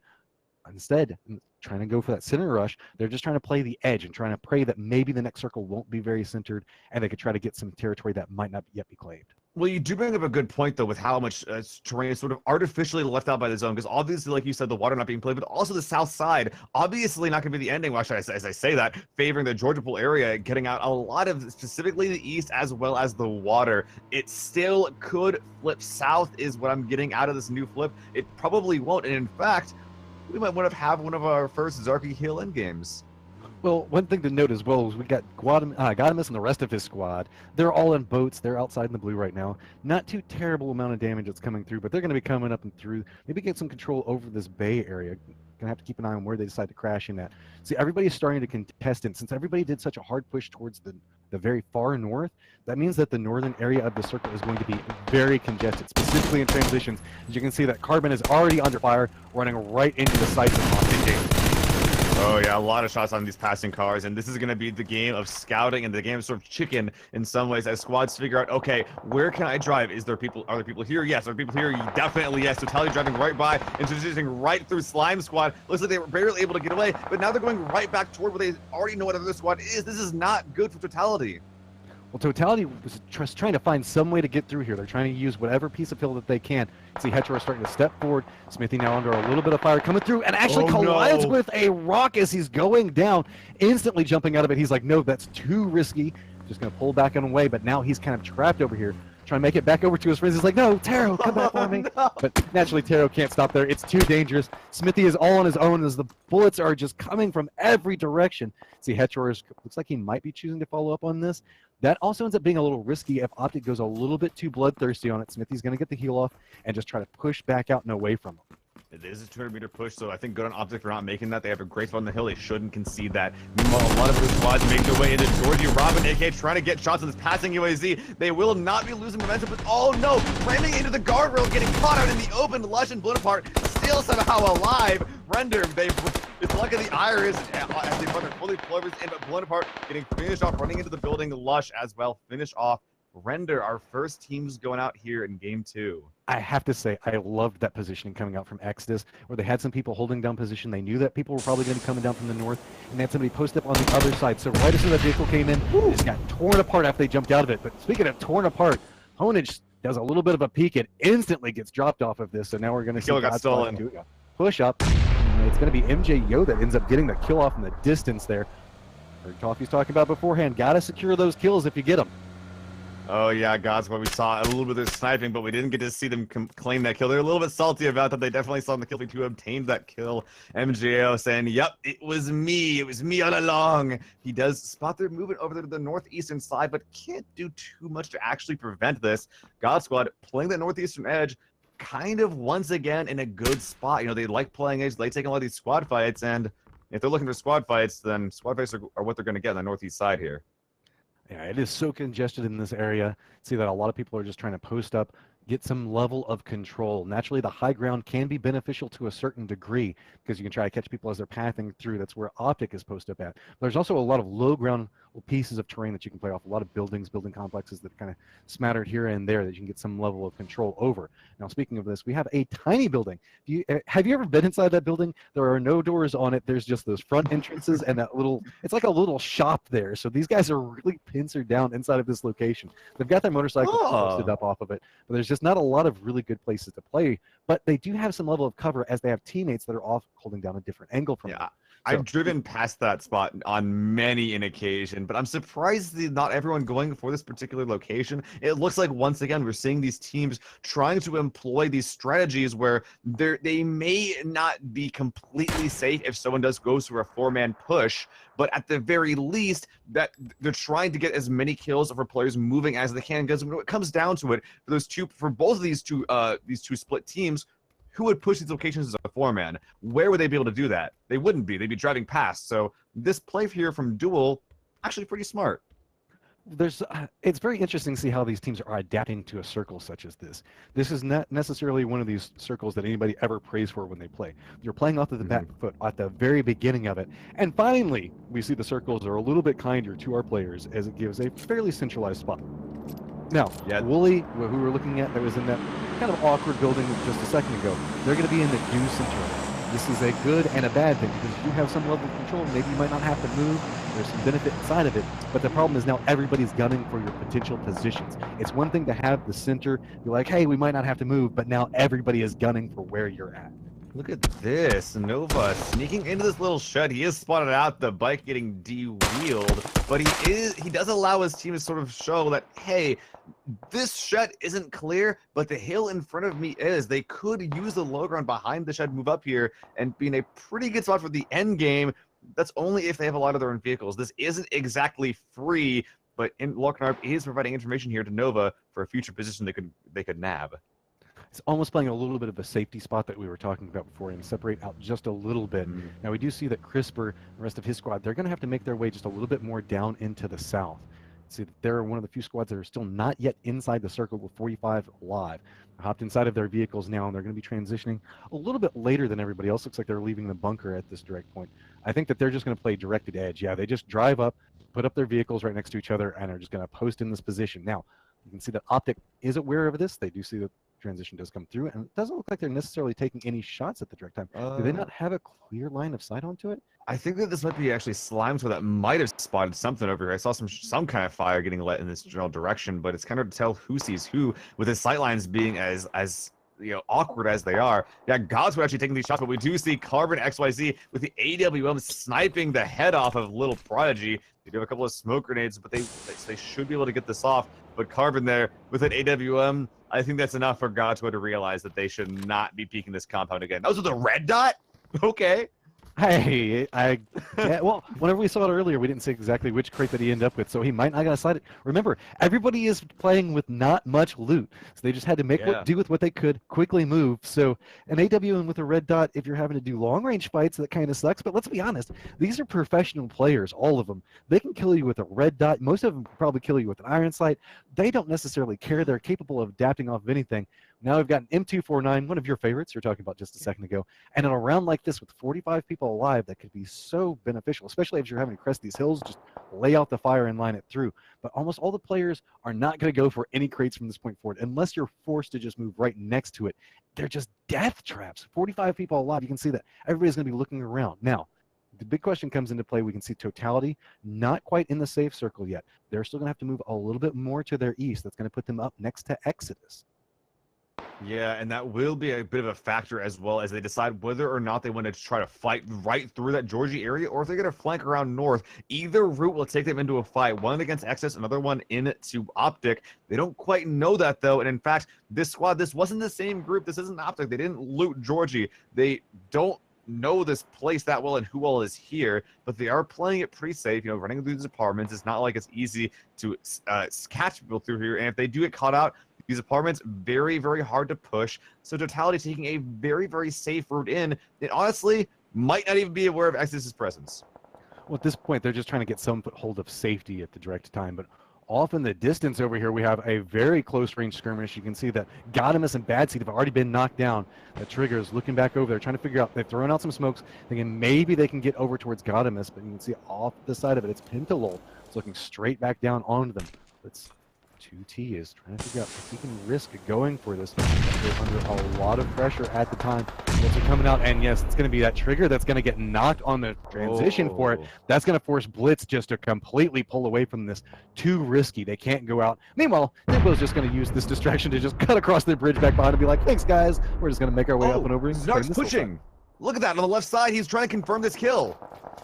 Meanwhile, Blitz is just trying to do a full retreat. All this information should be fed to him by his teammates that have been down. Naturally, they can see what's going on. Lark's just trying to get these kills off of it. So that's going to force Blitz all the way out. I guess he's going to be blitzing back over towards the river. It looks like he's going to jump back down inside there. Meanwhile, Mr. Fuzzy's been hanging down there for a bit. You can see that Nerf Me Please looks like he was trying to come over there next to Locknarb at the moment that Tempo was coming up and through. So it's going to put a lot of pressure back onto them. Tempo is getting a lot of control over this area. Your boy Dre just pushing strong out over here. Firefight does break out as it looks like finally steps out around the shack. And Nova's Richie is posted up right at the foothills here, trying to see if he can get an idea on what's going on around him. But you know that Luke and your boy Dre are kind of pulled back off this. Meanwhile, Thank You 5 just crashing into the water right next to them. This is not necessarily inside the circle. That's something to note on this. Everybody that's getting caught in this fight is going to have to retreat back just a little bit. This is pretty awkward. We see that Richie is not the target of all this fire, but looking like he wants to get part of the action. Perfect flank coming up. Gets one, going for the shots on two, gets two of them, and that's going to be the cover that's necessary, but BenQ5 is still pushing his way up and around. Just going to come up and try to get the kill on this. You can see Richie's just trying to spin at every angle. BenQ5 does go down as well, and somehow Richie manages to live through that. That was just shots coming out everywhere. Zampa's right on the edge of this next to the UAZ. He was watching from a distance as all this was going down. He could potentially still get the shots onto Richie. Locknarb's also trying to come back in over on this. You can see that Zampa's just beat it into where Locknarb is at. Oh, yeah, and now with the last man up, we thought that they were in the better position, but looking over here, the last man left alive, he is trying to do a 2v1 gatekeep. He will be getting revenge, taking Richie down, but now Locknarb's still behind that little car. But here's the problem. The circle is now coming in. They're going to have to push back over towards where Zampa's located at. They have to figure out how they're going to get back over there. Surely they're not going to be going for a res off of this. There's potential that they can get a res and then run right in front of the circle, but Zampa's like, oh, that's so sneaky. That is so smart coming out from Zampa. He gets in the car, starts it up, backs up out of the smoke to see if anybody's going to be taking shots back over at it, and he's just using the smokes to slow clear out of this. Oh, man, and yeah, this is pretty smart because Nova can't quite do anything about that. They did get the revive off, though. Zampa not really able to actually contest that ridge a little bit too far in, and yeah, he actually will be using the car, maybe for real this time, just back up towards the hill, but that car is smoking, Blocker taking shots. See, Zampa does manage to back up around the hill. Locknarb's going to continue his push up the hillside. Blue is now coming in. Everybody's made it to some form of safety, but Zampa has pushed up right up in front of Locknarb. They can see the UAZ, but I don't know if they knew exactly where it was at. Going for the vehicle explosion, but those shots are going to give away Locknarb's position to Zampa. He knows where they are. Now, Zampa is known for being a little bit brave in a firefight like this, so I wouldn't be surprised if he's trying to gather this information off him. They have no idea where he's at. He's just waiting for them to push up and peek onto it. The entire time, his backside is entirely open to everyone back behind him. Looks like Locknarb was trying to go down to get a little bit more information. Zampa, he's trying to go back down to get the motorcycle. Zampa sees him driving up off the hillside. Now shots have given away his position. He knows he has to play aggro on this. He steps back up, but Richie manages to cut him off. And that's going to be all she wrote as Zampa rolls down the hillside. That puts us at 22 alive with 8 teams still up and active. And everybody's pushing into the suburbs of Georgia Pool there. Oh, man, this is a really, really nutty endgame. We see a duel have claimed a couple of the buildings in the dead center of the zone, and Totality spotting them out. If they had to cross it, they're in a lot of trouble. There's 2 current teams on the west side, and more still trying to crash the centralized spots. It looked like it is the rest of Squad 15's duel. They're going to win, but look at this. We see the slime going crashing Zark's Wizard Tower. Bullets coming out everywhere. Zark's just trying to make it back down. He can't quite make it around the corner. He's going to get knocked, and that's going to force Aloof to figure out if he's going to try to go for the res. Looks like fairly safe positioning, but nobody's really shooting from any of the other angles. X is still alive and kicking. They've been in that position, been at for quite a while. Totality is really doing a number on anybody as they try to encroach into this area. See, Aloof's knocked down to about half life. So 2 squads beat it directly in at the sniper tower. While it is very centered, again, we talked about it earlier. When you get that centering position, everybody is looking over towards you. MJO comes rolling into this, trying to figure out where he's going. UAZ tilts up over on its side, jumps out, vehicle explosion from Wooly, takes them both down. Ah, such an unfortunate way to die right there. I think the guardrail might have been a part of the reason for that flip. UAZ usually pretty hard to flip, but still, that's how they'll be going down here. But still, look at this. Half the zone, the southern urban area, the northern half still in the hills. And if it ends over here, Turtle Squad is going to be all over that. They have this giant hill to play. A lot of hills, a lot of trees, a lot of cover in general. But it's really, really a coin flip onto who is going to be favored by the next zone.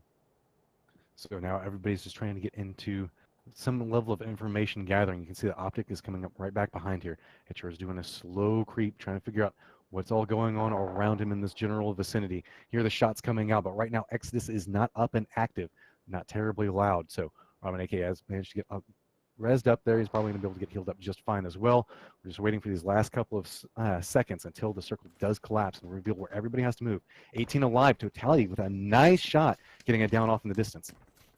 Yeah, look at the player list. We do have quite a few teams alive, but look at that. With 8 teams and 18 alive, it means there's a lot of very, very weakened squads. In fact, I'm looking around. I think the only one with a full squad actually up will be the guys on Turtle Squad holding that northeastern side. Everyone else has taken some kind of damage at some point in this game, meaning it's going to be that much harder to actually try to make a concerted effort to make any significant late game pushes.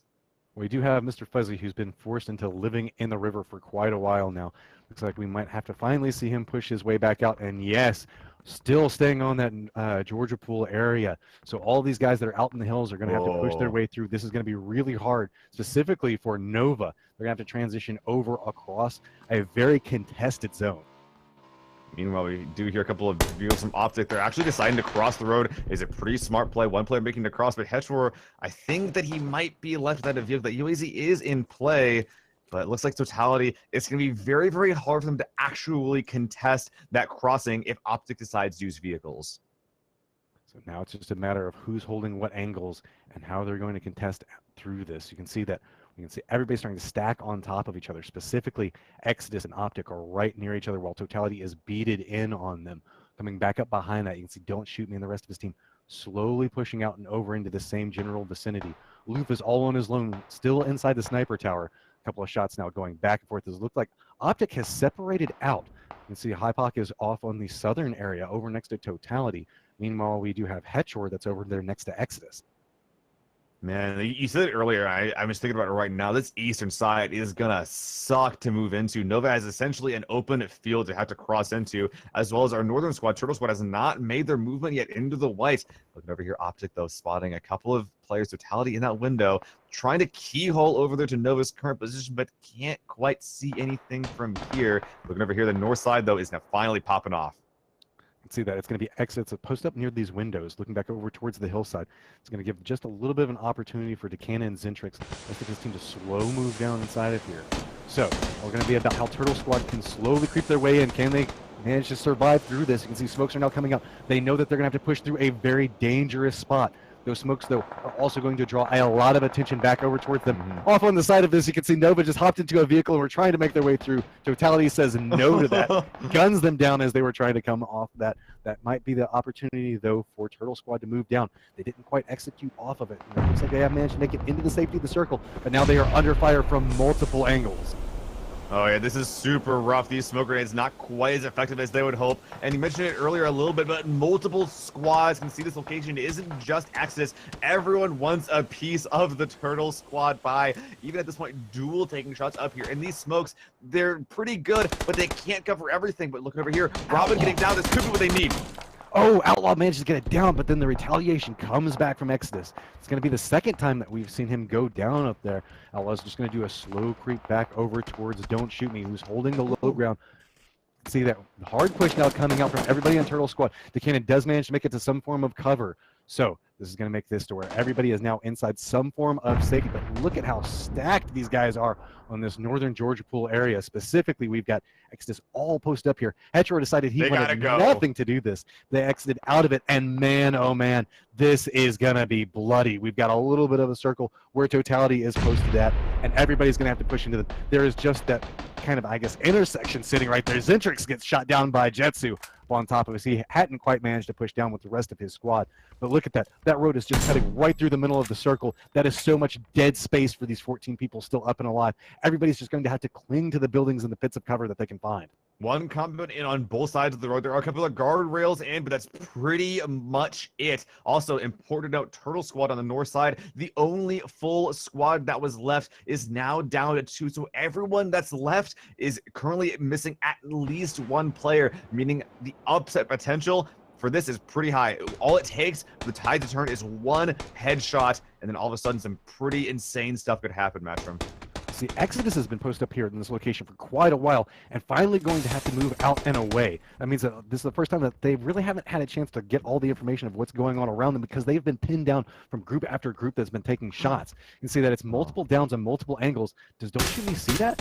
Yeah, I think he Taking does. some shots back over there, and yes, does get Smithy there, and that's going to put a lot of pressure now on. That might be the breath that they needed. Can they use this to get out and over? It's so risky to run across this road. Oh man, but they're going for it. X is running across a lot of automatic AP fire. Will be gunning 1 down. It looks like this bloody crossing. They still haven't made it. They still haven't made it to safety. Look at this. Jetsu still has to run right into the waiting arms of Taro here. He knows exactly where he is at. Meanwhile, you can see so many other shots are coming off. Robin's had to fall back over into another angle. Jetsu just knows he's going to have to run ahead of this. Does get the med off, so he's going to be able to come up and through here.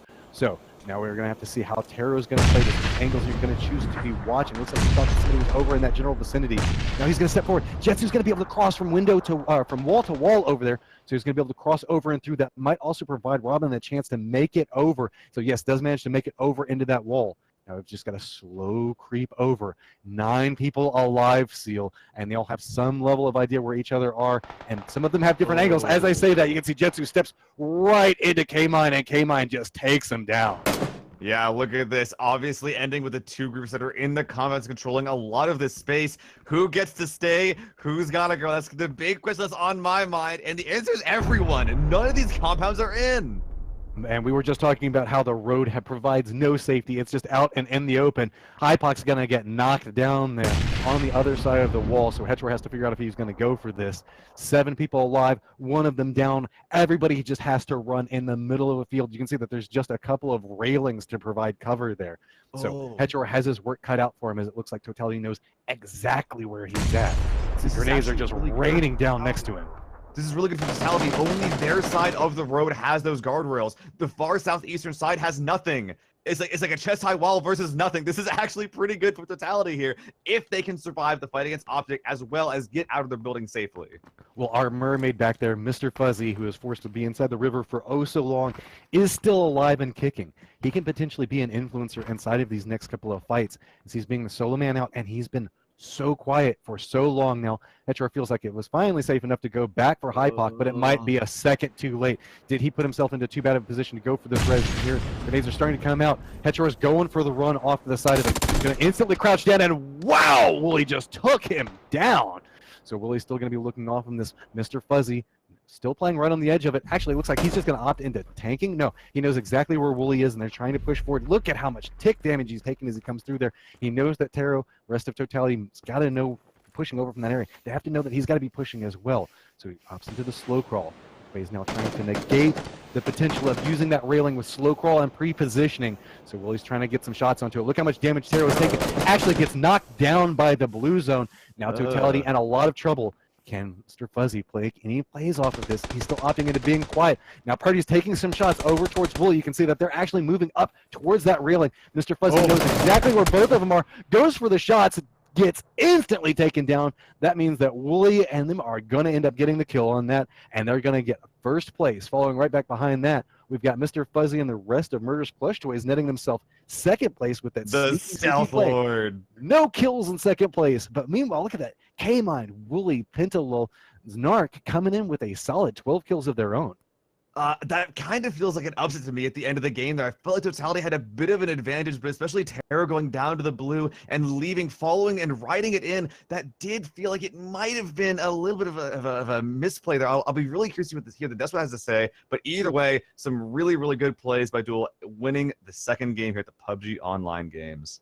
So with that, we have round 2 completed with Duel in first place, Murder's Blush Toys in second, Totality in third, Optic coming in fourth, and we do have Exodus coming in fifth. We're going to go ahead and throw it back to our guys at the analyst desk so they can talk about all the fun stuff they saw in that round and how just blatantly evil that round was at the start. You guys, take it away.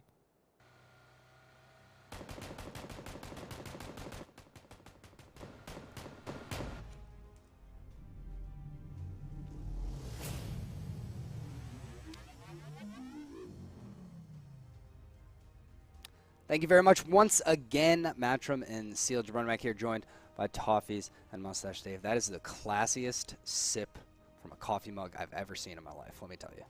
I have to say, guys, that was a terrible, terrible way to end that game.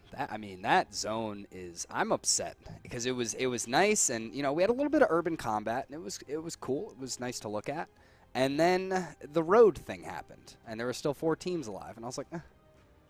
See, I'm of the opposite position. I think what better way to end it than by taking the advantage away from every single team? We had 2 entrenched teams with buildings. We had 2 spoiler teams on the fringes. And instead of, say, giving the circle to a spoiler, you know, like that Hypod gotten it on the corner, he could have won. They put it right smack in the middle, and they said, okay, let your guns do the talking. And it was all about rotation system and how the sort of each team made their timing on that cross. And it worked out well. Duel took it in the end. See, I don't mind taking the advantage away. What I mind most about the zone itself is the lack of cover, the flat zone. Because it is one of those things where it's, I mean, I have to give it to Duel here because I think moving early was very important. And I like that they were the first team to get out there. It could have been disaster, but I think they moved at the perfect time to go take the zone and put Totality on the back end of it and put the pressure on Totality to get out from behind the wall, get into the grass, and try and get there safely. And only Purdy was able to do so. Then it's a 2v1. Mr. Fusey, of course, taking his time for that second. I mean, so I'll let Dave talk, but I have a pretty strong opinion about how Duel played that. I mean, I'm just saying I don't want to take this over. But I can talk. Take it away, my friend. Take it away. I mean, I didn't want to interrupt you guys, but I've been waiting for this whole time for Duel. Get that first place finish. I love Duel because I love their name. It reminds me back of, you know, I never really watched Yu-Gi-Oh, but I know that was the thing. You go, Duel. I think that was Yu-Gi-Oh. But yeah, 12 kills right there. No, I was a Pokemon guy. All right, fair enough. I mean, that's cool. I don't mess with Yu-Gi-Oh. But did you say 12 kills? 12 kills. Exactly. 12 kills. Exactly. That's why I got the big bucks, because I can add that. But Murder's Plush Toys, 0 kills. Dude, I mean, riding on Mr. Fuzzface himself. Honestly, if I had to give him some advice, I was just watching a replay. I got the thing up there. Maybe have tossed out a frag, right? I'm not exactly sure if he had a grenade or two. I would have maybe tossed one of those up. But regardless, I mean, he was in the water, swimming, just doing all that sneaky stuff. Second place, 0 kills as a team. I mean, phenomenal placements, right? Phenomenal. And then, of course, Totality. I feel like winning that battle in North George. I mean, just being able to be the last squad out of there with the 7 kills. I like the ending. I mean, me and Toffees both agree. We don't think Jabroni's right on this, but the ending was nice. Before we move away from it, I do want to comment. Totality. So you said they moved first. What they did was really beautiful. So they figured out that Duel, that their opponents had to come out of the windows of the house because of the location of the blue or the front door. They figured out that the wall only has one exit that's not vault oriented, right? Right. So maybe you jump peek if you're lucky, but you're not going to get a kill from the jump peek unless you get a really amazing AK shot. So they're going to have to come out the window and either vault and die or come through a very narrow opening. So what they did is they slipped K-Mind out to the right very fast. So there was really no way to shoot him from the window, and he was able to sit there and hold the wall angle, which allowed him, you saw, only Purdy got out because they were locked in there. Yeah. So yes, it was in the open, but the team that figured out the best scenario for sort of holding those edges is the team that won out. Now, Fuzz could have won that completely. It just happened that K-Mine's flick was insane. Like, he literally finished Purdy and then spun and got that kill, and that was mind-boggling to me. So kudos to him. But, like, Duel earned the crap out of that strategically. I agree. The movement they made the perfect decision to get the win. Feels so good. I definitely don't disagree with that at all. I think the way they play that is like, let's be the aggressive one. Let's go hold them out of zone as opposed to letting them try and hold us out of zone. And I think that was very – and they didn't move too early because you can definitely move way too early there, and it is a very fine line. If you make those steps too early, then all of a sudden you have 3 players taking their time, eating a little bit of blue damage, taking the shots at you, and that didn't happen. So the timing was on points. Besides that, I mean, I loved North George and that area up in the hills and stuff. I think that's one of the best places on the map. As I saw it coming back down, I was like, no, don't do it. And it, finally landed. But we got spoiled in game number 1, so I cannot complain. Well, it was also nice, right? It took players off complacency. Like, I don't love the circle doing this sort of like huge giant, jump from where the plane is, but it does throw a monkey wrench in everybody's system. So I think that we've hit a period, especially with 14 teams tonight, guys, right? There's only 14 teams. So there's an easy, like, you can sort of just be chill at the beginning. I mean, literally the first game, we saw Zampa drop north of Stahlberg and the rest of his team drop all the way down by Prim, and they were totally fine to make that rotation. So, like, that's because there's only 14. It's easy to get chill. And with a jump like that, everybody goes, okay, you know what? Maybe we got to stay on our game and maybe get them a little hot for the next one. Did we confirm that the Zampa jump was intentional? Because I don't know. No, he was AFK. I heard that there was some business that needed to be taken care of on a personal level that he was taking care of. Is that what you're saying? Okay. Well, I didn't know. I mean, he took a jump out of the plane late. That was like something there. Talk about chilling. I'm sorry, Jabron. I'm sorry. But me and him, we got to chill after this because he called out Tempo Storm as his favorite squad. Me, Exodus, we're getting some tough nights for our squads as Nova is just shredding both of us tonight. I mean, both of our picks. I mean, what are your thoughts on that? I mean, Nova. Richie, dude. Richie. He's nuts. That was a position right there where I'm like, okay, Richie comes out. He's going to get a frag. It's going to be great. So what does he do? He picks off your boy Dre, no problem. Immediately turns on Maluk. A tough spray is able to catch him in the head and get that down. Then, while he's finishing, sees BenQ5. No, I'll clean that up. No problem. It was crazy. There's no collateral in damage in PUBG, right? Like, the bullets don't penetrate, but he still managed to somehow get collateral on BenQ during the Maluk spray down. So he just put all 3 of them on notice. And Zampa, who's the aggressor on the team, was already out of position to help. It was great. Yeah, and with that US, he threw the smoke. He actually got in it. He pushed it back a little bit.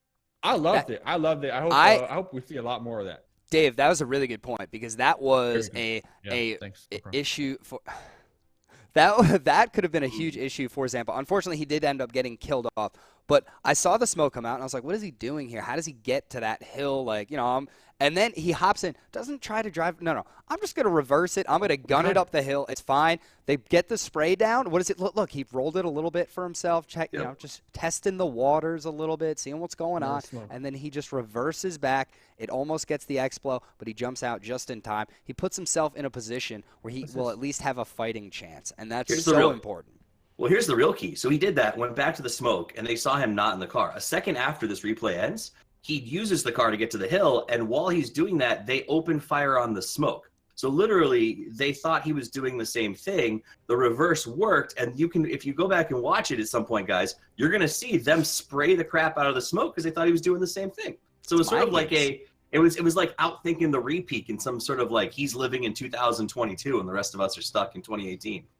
Mind games, man. I mean, that's what it is. You got to all the time. It's not just shooting. It's not one of those games. Okay, it's all about the movement, getting around, making your opponent think you're one place. Out of nowhere, you're somewhere else. That's a great. There they go. They light it up. He left them a little heart and smoke too. So I guess the question is for you guys: if I was Zampa, I already kind of got out of here safe and sound. Do I just continue with my vehicle and just try to drive off into the open? He tried. You can see him taking shots from Duel right here. So he tried to sort of sneak over the back of the hill. Down. He got forced to fight them basically. Yeah, and man, what a I don't think Zampa mind that at all. Because Zampa's like, oh no, I have to fight a 1v2. Like, let's do I mean, he lives for that. He lives for fighting. He lives for being the first one through the door every single time. That's where he really shines. So it's nice to see him in a position there. Of course, he peeks, and it was a great turn and a shot onto him, so he didn't really have a full chance. But it was a great play, and great plays don't always turn out by wiping the other squad, and that's what we need to take note of. So Talk about wiping squads. That Envy push very early on. These guys, they know how to push compounds, buildings. I mean, that's one thing that I want to say for Envy. They're just on point with. I mean, whew, that was a great push. confidence, man. Dude, I mean, the observers are on point. All right, yeah, Jabron, you go. no. Take it, Dave. This is yours. I'm just saying, wow, everything I say, they got something. I was actually shocked by that as well. That was impressive. But you're right. Envy is playing as a team. They're playing like a team that needs the points, which they do. They're being very aggressive, and they're a team that executes well, which is good for me to see. Because to me, Envious was a powerhouse at sort of the beginning, right? When they first got signed, they were this sort of unstoppable force. Yeah. And I don't know what's happened with them. I love the guys. It feels like they sort of lost their mojo somewhere along the way. And over the last, I would say, month for me personally, I've seen them sort of like making this massive comeback to the Envious that I want to see regularly. They're playing aggressive. They're getting the frags. They're sort of playing as a team. And I don't know what's changed, but I like it. Yeah, and it's one of those things where Envy for the longest time was one of the most consistent rosters, where the roster was not switching up. They weren't moving players in and out. Now this is kind of the first time they're not playing with Venerated right now. And it's unfortunate, especially if you're someone that's been around forever. It's like, High Ground / Envious has been around since day one. And they were the best team in North America for months. And they did fall off a little bit. They fell off a little bit at the end of 2017 and into 2018. And now we're seeing that just them coming back up, that reemergence from them, where they're here and they want to be a top NA squad again. And I'm excited because I think they're a team that could do very, very well. Now, 45 seconds in. Dave, all right, Toffees. You said tempo. Do you believe in tempo here coming out of this one? I do. They had a good position. They played statistics on the other side of the river. They had a great push. They just unfortunately lost a 3v1 spray down. It was because they just didn't see him coming. So I stand by them. I think they're a good team that's been getting better. They do have a sub tonight, so that is something to keep in mind. Yeah, but even with their subs, they're performing well consistently in the top 10. So I stand by them tonight. I think they get a chicken dinner this evening. All right, Nova, you know what you got to do. Hunt these guys out. Take them out. First squad of the game. Let's see what you got. Let's go, Nova. Let's go. It is now time for game number 3. So let's hop right into the plane with Matrim and a little Fuzzy Seal.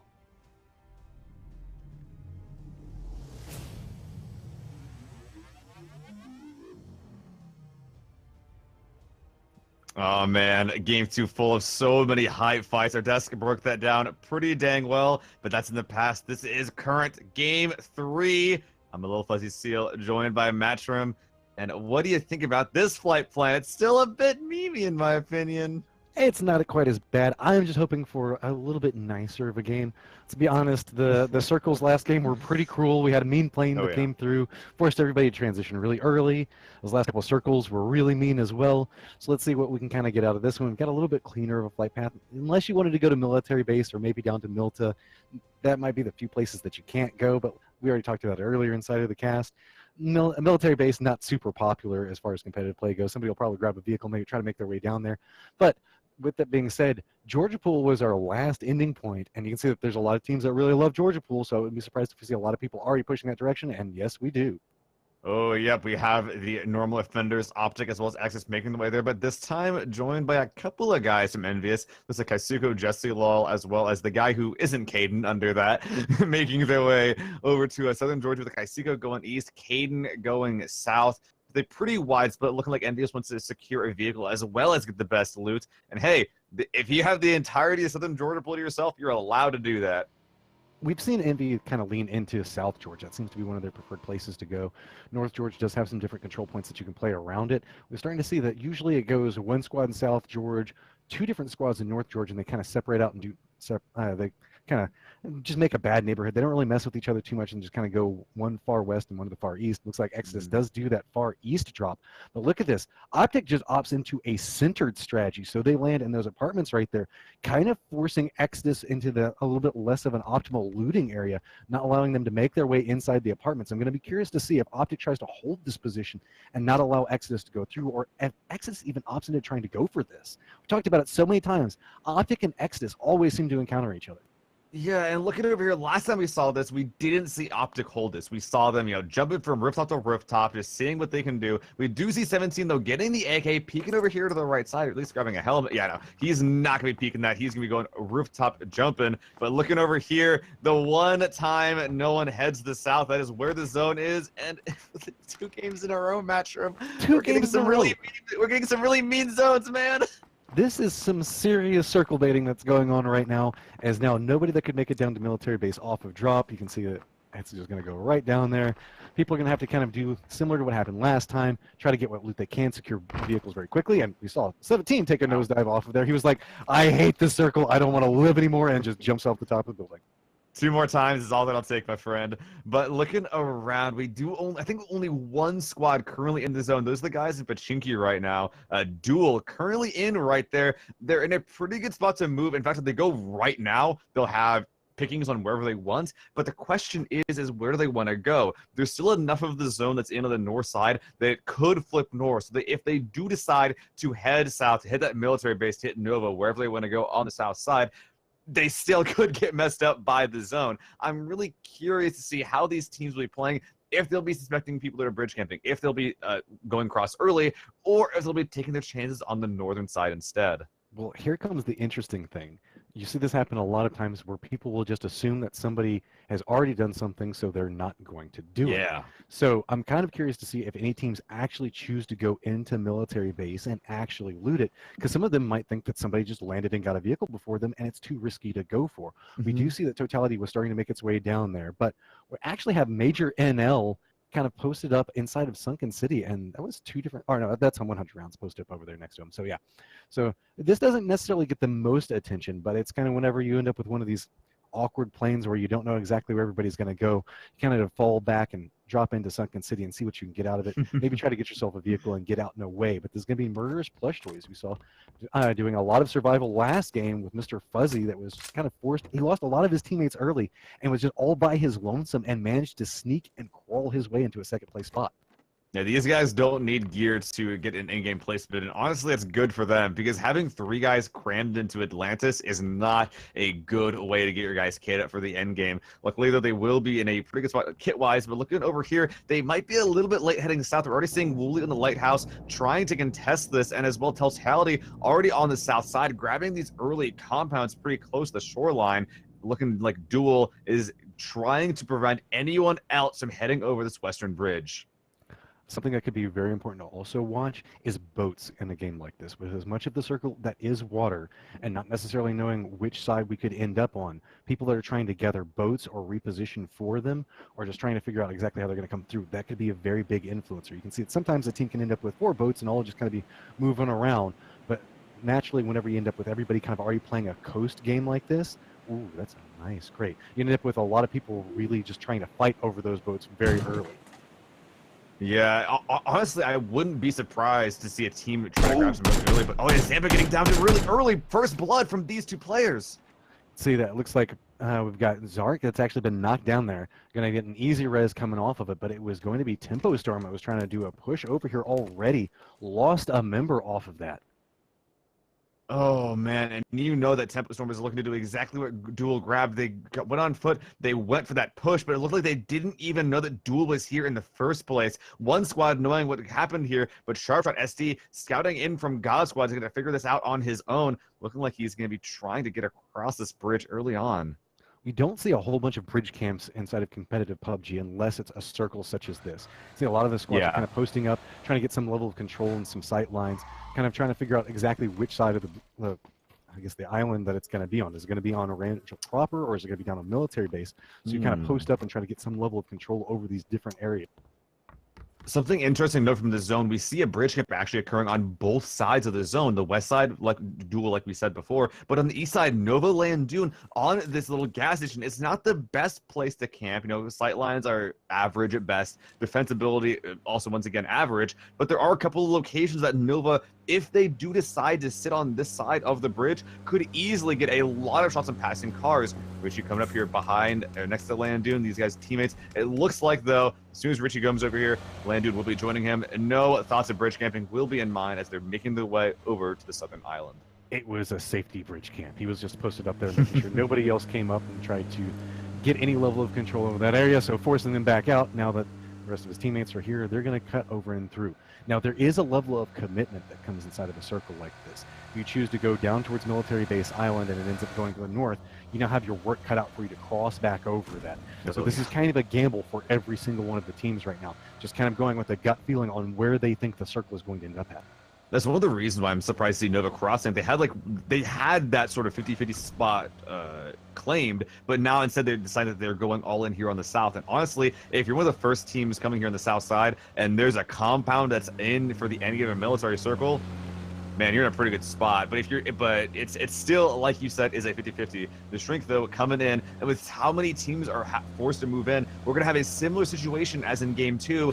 That is low econ, AKs, lack of scopes. These players will not have much in this game as well. Everybody's just kind of leaning into, I think, what they consider to be their safe zones right now. Sometimes you can find it really hard to get any level of buildings inside of military base circles. So some teams opt into trying to get territories that they think are very strong early, so that way they don't have to deal with if there's a transition later. They always think, we can just go back to Arangel and just find somewhere to post up at. Meanwhile, military base can be a little bit rougher in that regard. So we're starting to see the commitments come out as several squads are now making their way over towards military. Some of the squads are also opting into playing along the edge. Not exactly sure how the commitments are going to come through here. Now, we're seeing Sharpshot right now posted up over here. Don't we see several of his teammates on the map? We can bring it up for a second. I thought we saw them inside of some boats. We have little one Prachi actually that's in a boat, but we have Pistol Time and the rest of his guys on the other side. Oh, it looks like they decided to go out. He went over there and grabbed that crate right underneath the nose of Totality. I guess he's going to go back over to the other side. So we're talking about how boats can be influencers, but that's not exactly how I was planning for that one to go down. Yeah, and honestly, with Little Prejy playing the way he is, it looks like he isn't too keen on really committing one way or another. And honestly, either way, the Godswood having a boat this early, as well as him spotting that little jet ski over on the far right, very good. And actually look at this and intentionally not beaching and actually making it look like a spawn. This guy's got all of his bases covered. And keeping it fairly distant out inside the water, so that way they can kind of use those islands if they need to push over and through. Next circle pops up, doesn't necessarily reveal, well, I'm not next circle, sorry, we're still in compression point at this point. So we've got it coming down right now. And so we can see that our guys up at Severnia are now starting to make their way. Optic's still doing a little bit of looting. Doesn't look like they're too pressed at the time. Exodus has managed to find themselves a boat as well as Ponage, so they're going to be pushing out and through. Way off on the other side is that you're going to have Godimus, but here we go. We're posted up with Wooly. Looks like he's got a line of sight over at God Squad, taking a couple of shots over at Pistola Time. Pat Caps looks like he's just going to crash into the water over there. Pistola Time doing the same. They're probably going to make a swim back over that boat we saw Little Prodigy at earlier. Yeah, Pistola, he is grabbing that little jet ski that Prodigy scouted out. Prodigy swimming. He almost got the shoreline. Now he's going right back where he came from. These guys having a boat to cross, and with where they're currently at, looks like that's exactly what they'll be doing. A lot of those coming to the south, still unoccupied. More shots ringing out, but that jet ski, man, I don't know if you've ever tried to shoot it, but it is hard as hell to hit. Here's the problem, though. They're going to have to be forced to hard push over this. You can see Pistola Time looking like he's going to go push on that other beachfront. That's where Totality has already made their home at. So if they end up going that angle, they could end up wading right into Totality. Oh, yeah, specifically Purdy. And look at these shots. They're trying really hard to land these shots, but the Serpentine a little bit too much. They have landed one or two, but one errant headshot could end his life. And there it is. Downing him. Came in with a sick Car 98 shot. You heard that Car 98 shot right next to Pentalol, and it just dropped somebody right into the water there. So we're in a lot of trouble now coming out for God Squad. On damage control, remember, they are over their necks. They're caught in between two different squads. You know, Totality has to be paying a little bit of attention to what's going on over there. You can see Smithy actually going down, holding the beachfront. Meanwhile, Nova is already holding down their location. Looks like they kind of separated out a little bit more.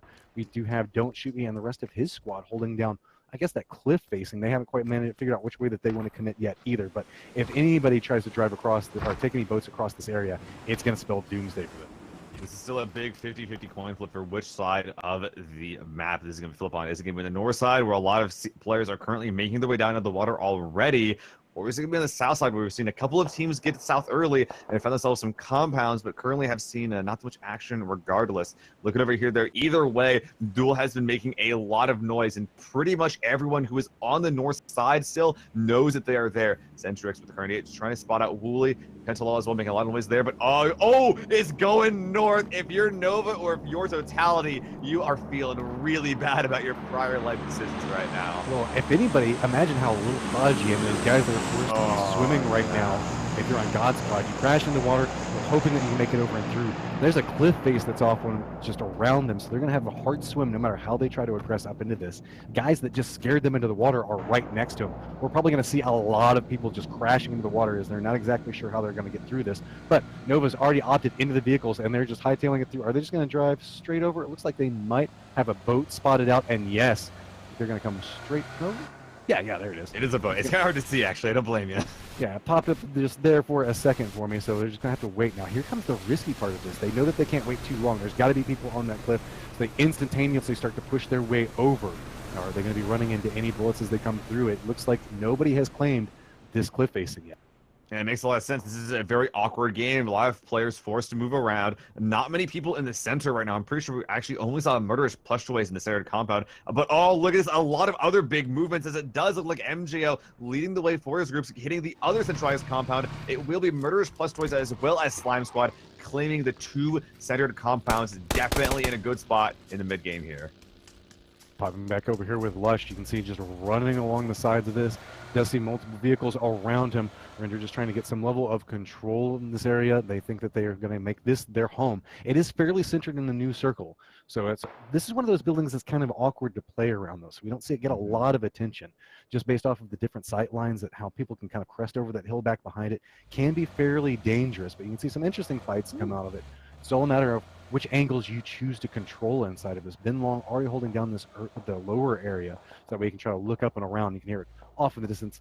A couple of bullets going back and forth as it looks like the cannon is going to get scared back off to the side. The rest of his team, they're all going to be forced to retreat back. I think that they wanted to go back down where Carbon was at.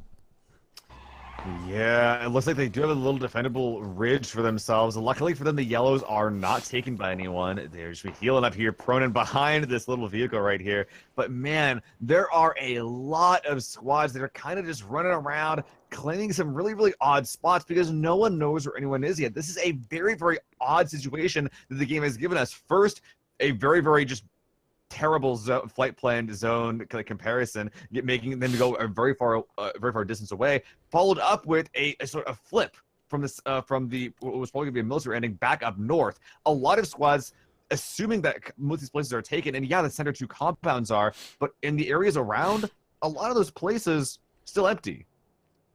I think it kind of comes down to everybody was caught up in the figuring out, do we go to military base?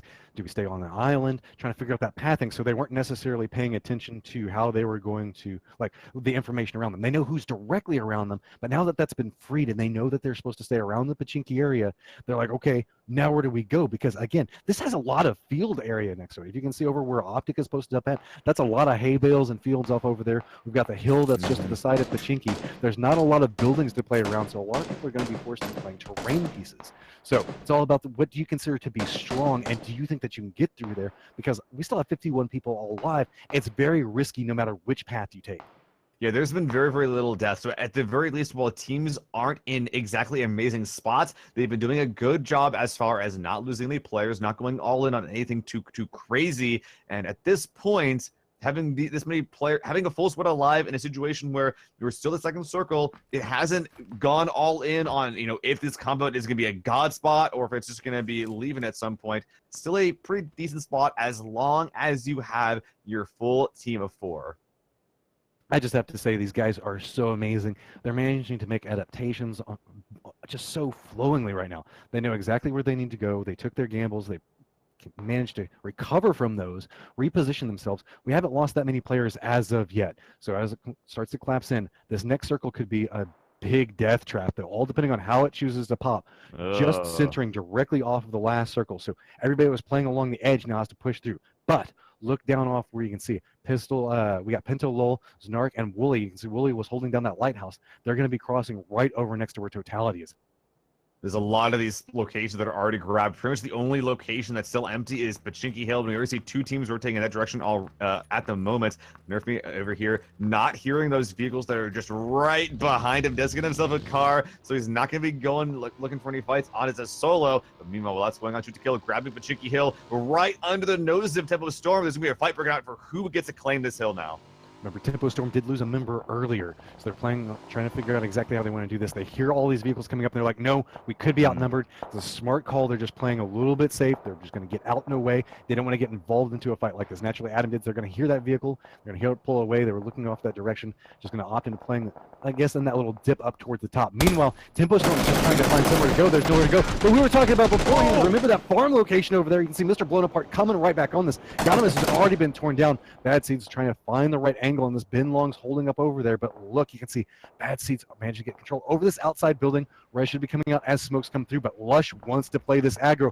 Hard push coming out from everybody. Look at this. They're coming from every single angle right now. Bad Seeds does get line of sight onto one of them. Firefights happening down below him as it looks like you have multiple fights happening around the map right now. Shots are now coming out from Bad Seeds. He's trying to hold every single angle off of this. Trying to come back down through, and he gets shot down by Mr. Blown Apart. That's going to be a lot of pressure now coming through as Lush is looking up. Binlong doing a long push off the outside of that. Does get targeted down by the Trigger. Trigger's just trying to line up the shots. Can't quite do it. They both go down inside the exchanges. Mr. Blown Apart comes back up behind that and should be able to get some reses off of it.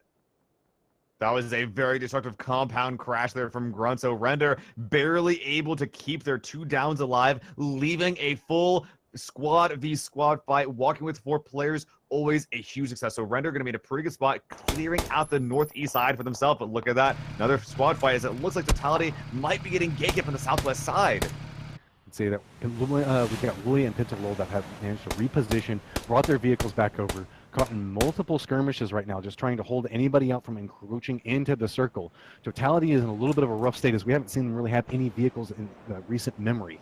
So they might be forced to try to trek this on foot. Surely they have something back over there. The gas station is very, very risky. It's just going to be that western side is going to be where they have any form of cover from. And naturally, they do have that wall that's going out and around, but you can see they're trying to take any shots. Smoke's coming out. Looks like Purdy is doing a slow push based off of this. But K-Mine's holding down the backside of this, way out inside the blue, making sure to pincer down Totality and not let them come through. Managing to get that kill or the knock off onto this. This is going to put Totality in a terrible state as they're going to have to try to figure out some way to cross through this crossfire that's positioned. But K-Mine has to figure out if he's going to get to safety. Is he just a sacrifice at this point to make sure Totality can't get through? I think that he is, and it might work out because look at the Totality. They're so scared to cross over here. They're pressing south. They're just kind of running around, their heads cut off.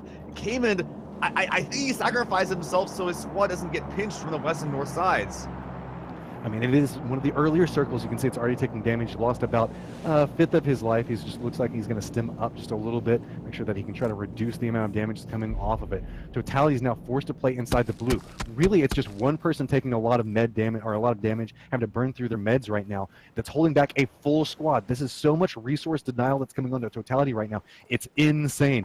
But, I think we do see that the Narc does get knocked off by Caden there. We remember we were saying multiple different points that we're having Pinterloll hold this. So he gets knocked down. That's going to be a finish off for this. K-Mine now in a lot of trouble. Looks like he's going to smoke, jump inside of his vehicle, maybe cut through, but this could be the opportunity for the rest of Totality to push through. Punaj just trying to make it, Punaj just trying to make his way through there, doing a slow creep, coming right up on this cliff face, but look at that. We've got everybody just waiting for him as soon as he crosses. I don't know if he has any meds. He's not popping them. Even if he gets in, though, I think they're going to see him get down. No, he gets in, but gun down. Jumps down, instantly dropped off of it. So now it's all onto Smithy back there. K-Mine's trying to drive through. Look how much damage he's taking from the circle. Is he going to make it? The survivor manages to come through. Don't slam into the rock too hard. That could have killed him. So he manages to come through there. He's going to be able to med back up. Next circle has popped up. And we have another fight happening over there. Look at this. It's just breaking down everywhere. It's 100 rounds coming right up on this, hard pushing into this building, looking through this. Is he going to jump up right back behind this? Sneaky with 100 rounds gets that kill on that. Didn't hear the vault. Decannon now freaking out. His teammate below him just went down. I'm not sure if he has any friends around, but there is the entirety of Murderous Plush Toys, who is now encroaching on his position. Orbial trying to get over here 100 rounds below him as well. Decannon all alone. The southwest side is going to be really hard for him to hold without any teammates. See that grenades are now starting to come back out. The cannon was trying to play back in that room over there. That's the de facto safe room, but everybody knows it. Underground's going to come back over there, get some nice shots onto the cannon.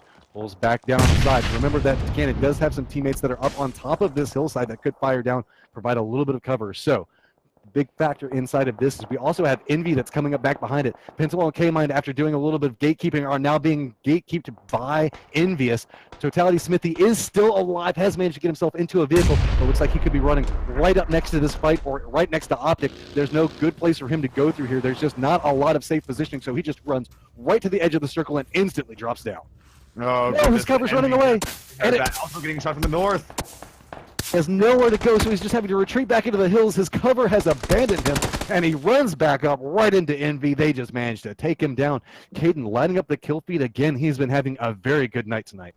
Hopefully they took that body, because I saw an Alm on his back, but it looks like they have bigger things in mind. They do remember those players from Duel to their south. It looks like despite a very clenched moment, they're now in a very poor spot with Envy in a great gatekeeping spot. You once again see Cayman in it with his sort of signature Dacia at this point, his signature blue tank Dacia play, trying to see if he can find something happen here.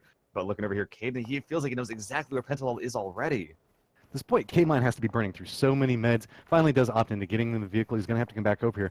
Curious to see if he's going to opt into picking up Pentalol. Envious is just holding this angle. No, look at that. Caden getting a lot of damage thrown back over at him. But none of these guys are inside the circle yet. This could be risky for everybody participating. Naturally, Pentalol does want to move forward, but you can see Envious really wants these kills off of it. So everybody forced to take so much damage. Now these tanking strategies that we saw coming out earlier, we're trying to cut off, making sure Totality couldn't come through here. These could be very detrimental. Think about how many meds are having to be burned in every single one of these long skirmishes. Pentalol gets dropped, and that's going to be all she wrote. Now Envious has to push back over, come down up over this hillside, but we already saw there was a big skirmish happening over at this building complex. Yeah, but looking over here, Check Shooter, I think the zone will be forcing Envy off this hilltop, and that cover gets a lot worse once you're playing the trees instead of the hill. Going over to the northwest side, Murder's Plush Boy is not spotting them yet. The new zone popping, though. It's going to be a little more of the same. The big news here is that on the southeastern compound, we see Slime Squad finally has to leave, but Jiggy Hill is the big place to go to. K-Mine had to drop back down off of that cliff over there. And you can see that there is this fight that's happening. He's still alive. He's not getting out of it. He's as good as dead. You can see that Nova is caught up with a little bit of a fight with Zentrix there. Not much meds to work with, so he's just trying to get a little bit of health back up. None of these guys are inside the circle, but you can see everybody's kind of looking back this direction. Different bullets coming from over there. Looks like Jesse Lowell knows exactly where they are at. Zentrix is under fire from one side. They're just one rock across from each other. But now Envy is having to retreat back as Matthew managed to line up some really nice shots. Envious has nowhere that they can really go off of this. They're going to have to cross it right through a field in order to make it to a contested base camp that's right in front of him. Minifridge Jr. has gotten knocked down as well, but it looks like CRISPR should be able to get that. We've seen a very quiet Optic this whole time. They're going to be encroaching up on this hillside right next to it. This is just the right time if you're Optic to be trying to make a big play. We do see with Pachiki Hill being the big place in the zone, them as well as Render, Squad 4 on the far east side are the two squads that are playing edge. There's no one at their back, as well as having a lot of their players still up in a place where they can move around relatively safely. That's pretty much the only two squads that can say that. Everyone else, if they move even a little bit away from their compounds, away from their cover, there is someone somewhere that can punch. But Envy somehow making this run. What? They're getting crossing through this. You can see that Mr. Fuzzy was looking at a different angle. This is just great awareness on how the map is structured. They tried to encroach in a way that didn't have very many windows facing over towards them. They do have Optic that's firing at them from one angle, and they have an enemy that's just right on the other side of these walls. See Mr. Fuzzy, the rest of Murder's Plush Boy is taking a lot of damage. Check Shooter already lost his helmet, and you can see Caden gets knocked by a grenade there. Very nice throw coming up from Major NL. There's just nowhere for Check to go as he just instantly has to drop. He can't get the res off. Baja is just not allowing it off in the distance. Baja is out in the blue, so he's going to have to start making his push towards safety relatively soon, and that might be the respite that we could see that Envy so desperately need. Oh, yeah, get the first aid kit off, but Optic linking up with their fellows on the northwest side there is getting rid of that south side fight and instead saying, okay, we still got to fight for the top. But look over here. We see 3 players from Shoot to Kill here on the hill, but still, Uncivil's playing the far northern flank, getting a crossfire set up before a fight even happens. That's some really good awareness here. If Optic takes a fight, they could find themselves getting pinched here by Uncivils. He's got so much control over the circle right now. If it goes in this direction, they can pretty much see anybody that comes down off of these hillsides. You can see he's just collecting information right now, trying to figure out where everybody's at and feeding that to his other teammates. This is such a smart play, but there's so much risk into it. If it ends up going in this direction, or if anybody starts putting him under a lot of duress, he could find himself in a very bad spot. Circle's about to collapse down now. Let's see where all of our guys have to go with 23 people up and alive. Bolts are now coming out towards Mini Fridge Jr. and Crisper. Looks like they're starting to retreat back. Looks like they might be trying to pick up uncivils. It's going to be right on top of everybody else on Shoot to Destroy. They have control over that hillside, but Optic is starting to come for them. Big push. We do see a couple of guys from Shoot to Kill already on the top of this hill, but Hetro making a big flank. Might be able to get Crispy with a frag here. Gonna toss it up. Is it going to connect as it comes through here? I think we might see Crisper pull out in a way. It's just going to roll down the hill. But look at this. You can see that everybody on Shoot to Kill is spreading out, trying to get different angles onto it. And this is trying to encroach on the side. Meanwhile, Crisper just pushing up the side of it. Uncivils with a long con off on this flank. Coming back around, he knows exactly where this res is going to be happening at. He wants to catch it while it's happening. But he drops just a little bit. He does see it. He's going to be going for the grenade. Is he going to connect onto him? No, he's throwing it up the hillside, but support's going to come back out. That's one person now down from Optic. You can see it's going to be Hypox that's still got a lot of damage going his way. He's right on the other side of this hill. Hetro's trying to run back down. Hypox looks up and over, but he's looking a different direction. Hypox doesn't seem to see him, and he's going to get dropped on this. Hetro does come down and get the drop onto it. This is just so bloody up on top of this hillside, as now it's just Hetro and Mini Fridge Jr. up. Oh, and look at this. Hetro able to get this revive on a high falcon. Mini Fridge so far away from his down teammates. Mini Fridge has no choice but to push here. But look at this. Still covered with Hetro. That being said, Mini Fridge knows there's only one spot. And as he goes around left, Mini Fridge spots him, trying to go for the kill here. Res does come off. You can see the meds are going to get filled up as well. They're going to be going for the res onto it. Does Hetro know where to look? He's trying to look around onto it. Crisper should see this. Look at that play coming off of Mini Fridge Jr. Does get the down onto it. What? A lot of damage coming onto all of his friends, but Mini Fridge Jr. does manage to survive through that with just a hint of life and be able to get the res onto it. Meanwhile, our friend that we saw earlier that pushed down into the sniper tower with a sneaky jump through the window, 100 rounds, does get knocked on this. Major NL is trying to do his push back over there, trying to make it over towards his friend. Can't go for that res. Everybody's just trying to stay alive, trying to make it into the circle. There's nothing that we can do there. Carbon's off on the outside of this. Everybody's just kind of playing inside these hills. Look at how many people are without helmets right now from all of these shots going back and forth. Oh yeah, a lot of compound to compound fighting has made them lose a lot of helmets, but somehow we do see Slime Squad somehow making the kill, engaging Render. MJO being the first one, getting it down to dash, but is going to get tested over there on the right at very low HP. He has no cover and very little support from his teammates right now. Just trying to drop down, get a little bit more health. He knows exactly where he has to run to. He's managed to make his way into the circle. Just trying to line up the shots, get a little bit of damage onto it. And Jay Yost knows exactly where he is. And a nice flank coming on that. Going to instantly take him down. Nice play coming out from Matthew there. So they've got the open door. But you can see the rest of the teammates are now starting to look back this direction. Got to crest up on this. They're going to finish him off so that way can't feed any information to his teammates. It's just starting to be everybody's trying to fight their way up this hillside. Mr. Fuzzy has managed to get knocked on this as he's going through here. 100 rounds is up and alive and managing to make it in the safety of the circle. But Crisper's playing on the top of this hillside. Seems to know exactly where they are. Is he going to try to go line up these shots? Yes, we're going to see instantly gets one knocked down. Another one's pushing off of this. Is Crisper going to continue this push? Could be a little bit risky as he could have put himself inside. What's that now? Nice shots coming off on the side of it. It's a lot of support. Everybody's just kind of helping each other as they're looking different directions. Mini Fridge Jr. is still alive at the top of this hill, though, and he does have the next circle. 50 seconds before everybody can come into this. You can see Mr. Blown Apart and the rest of them know exactly how they have to cross, but it's 2 3-man squads off in the distance that are decimating each other. This is exactly everything that Mini Fridge Jr. could hope to want to see. Oh yeah, and look at this, Blown Apart, not even able to score. He's going for the flank here, actually spotting though more players in Slime Squad, helping Render out a little bit. Like you said, these long sight lines making everyone just help each other out a little bit. But on the south side, it looks like we do see Slime Squad disengaging away from the remnants of Render. Might have a flank, but look at this, such good game set. That's Crisp here with 3-3 armor, already watching this flank. They know he's here around here somewhere, but there is a 2v1. Crispier's in a little bit of danger here. This is such good positioning coming out right now from Shoot to Kill. They're trying to hold both sides of this. They've been hearing the firefights. They know where the shots are coming from. They're just trying to get control over the circle and make sure that nobody can push through. They've got a little bit of a terrain dip that they can play in so that way they can peek, retreat back as necessary. They know where Mr. Blown Apart is, or at least they have a pretty general idea, and they know where the other enemy squad was at. So they have a good idea on the vectors they could be approaching from. But Carbon, he just has to push into this. They haven't managed to make it into the circle yet. We have 3 teams still alive, 5 people up. It's a 2v1 as Carbon's doing a slow creep in there. Remember, Carbon does not have a helmet, so any peaks on the top of this hill are so scary because you could instantly get dropped.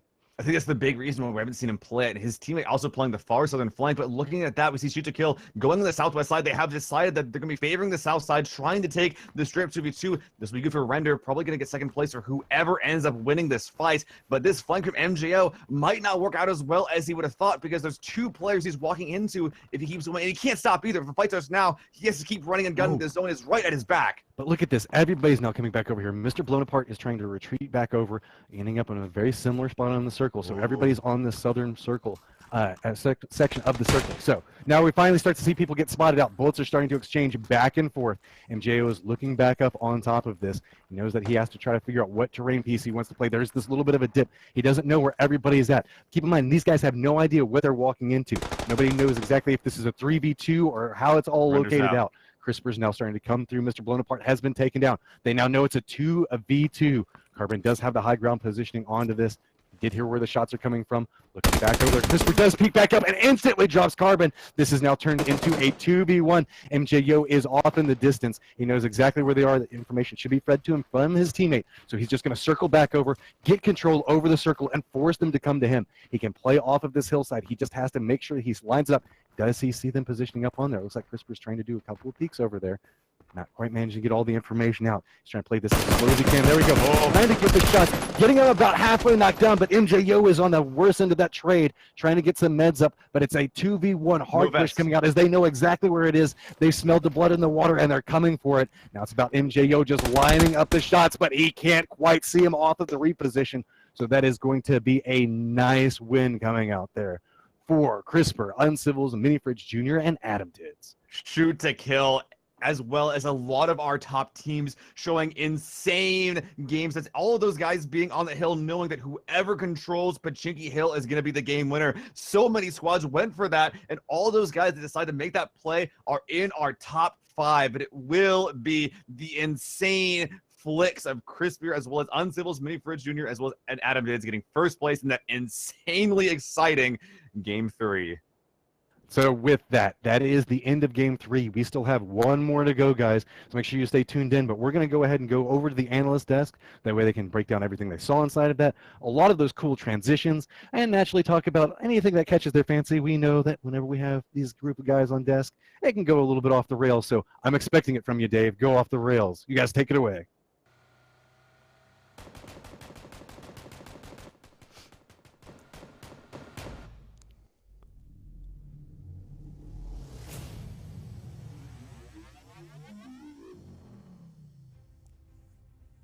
Thank you once again, Matrim and Seal. Yes, the PUBG Online Analyst Desk. The only place that Mustache Dave can go off the rails as much as he please. With the exception, of course, of After Hours with Mustache Dave, which is amazing. You should all go check it out. But, guys, Shoot to Kill.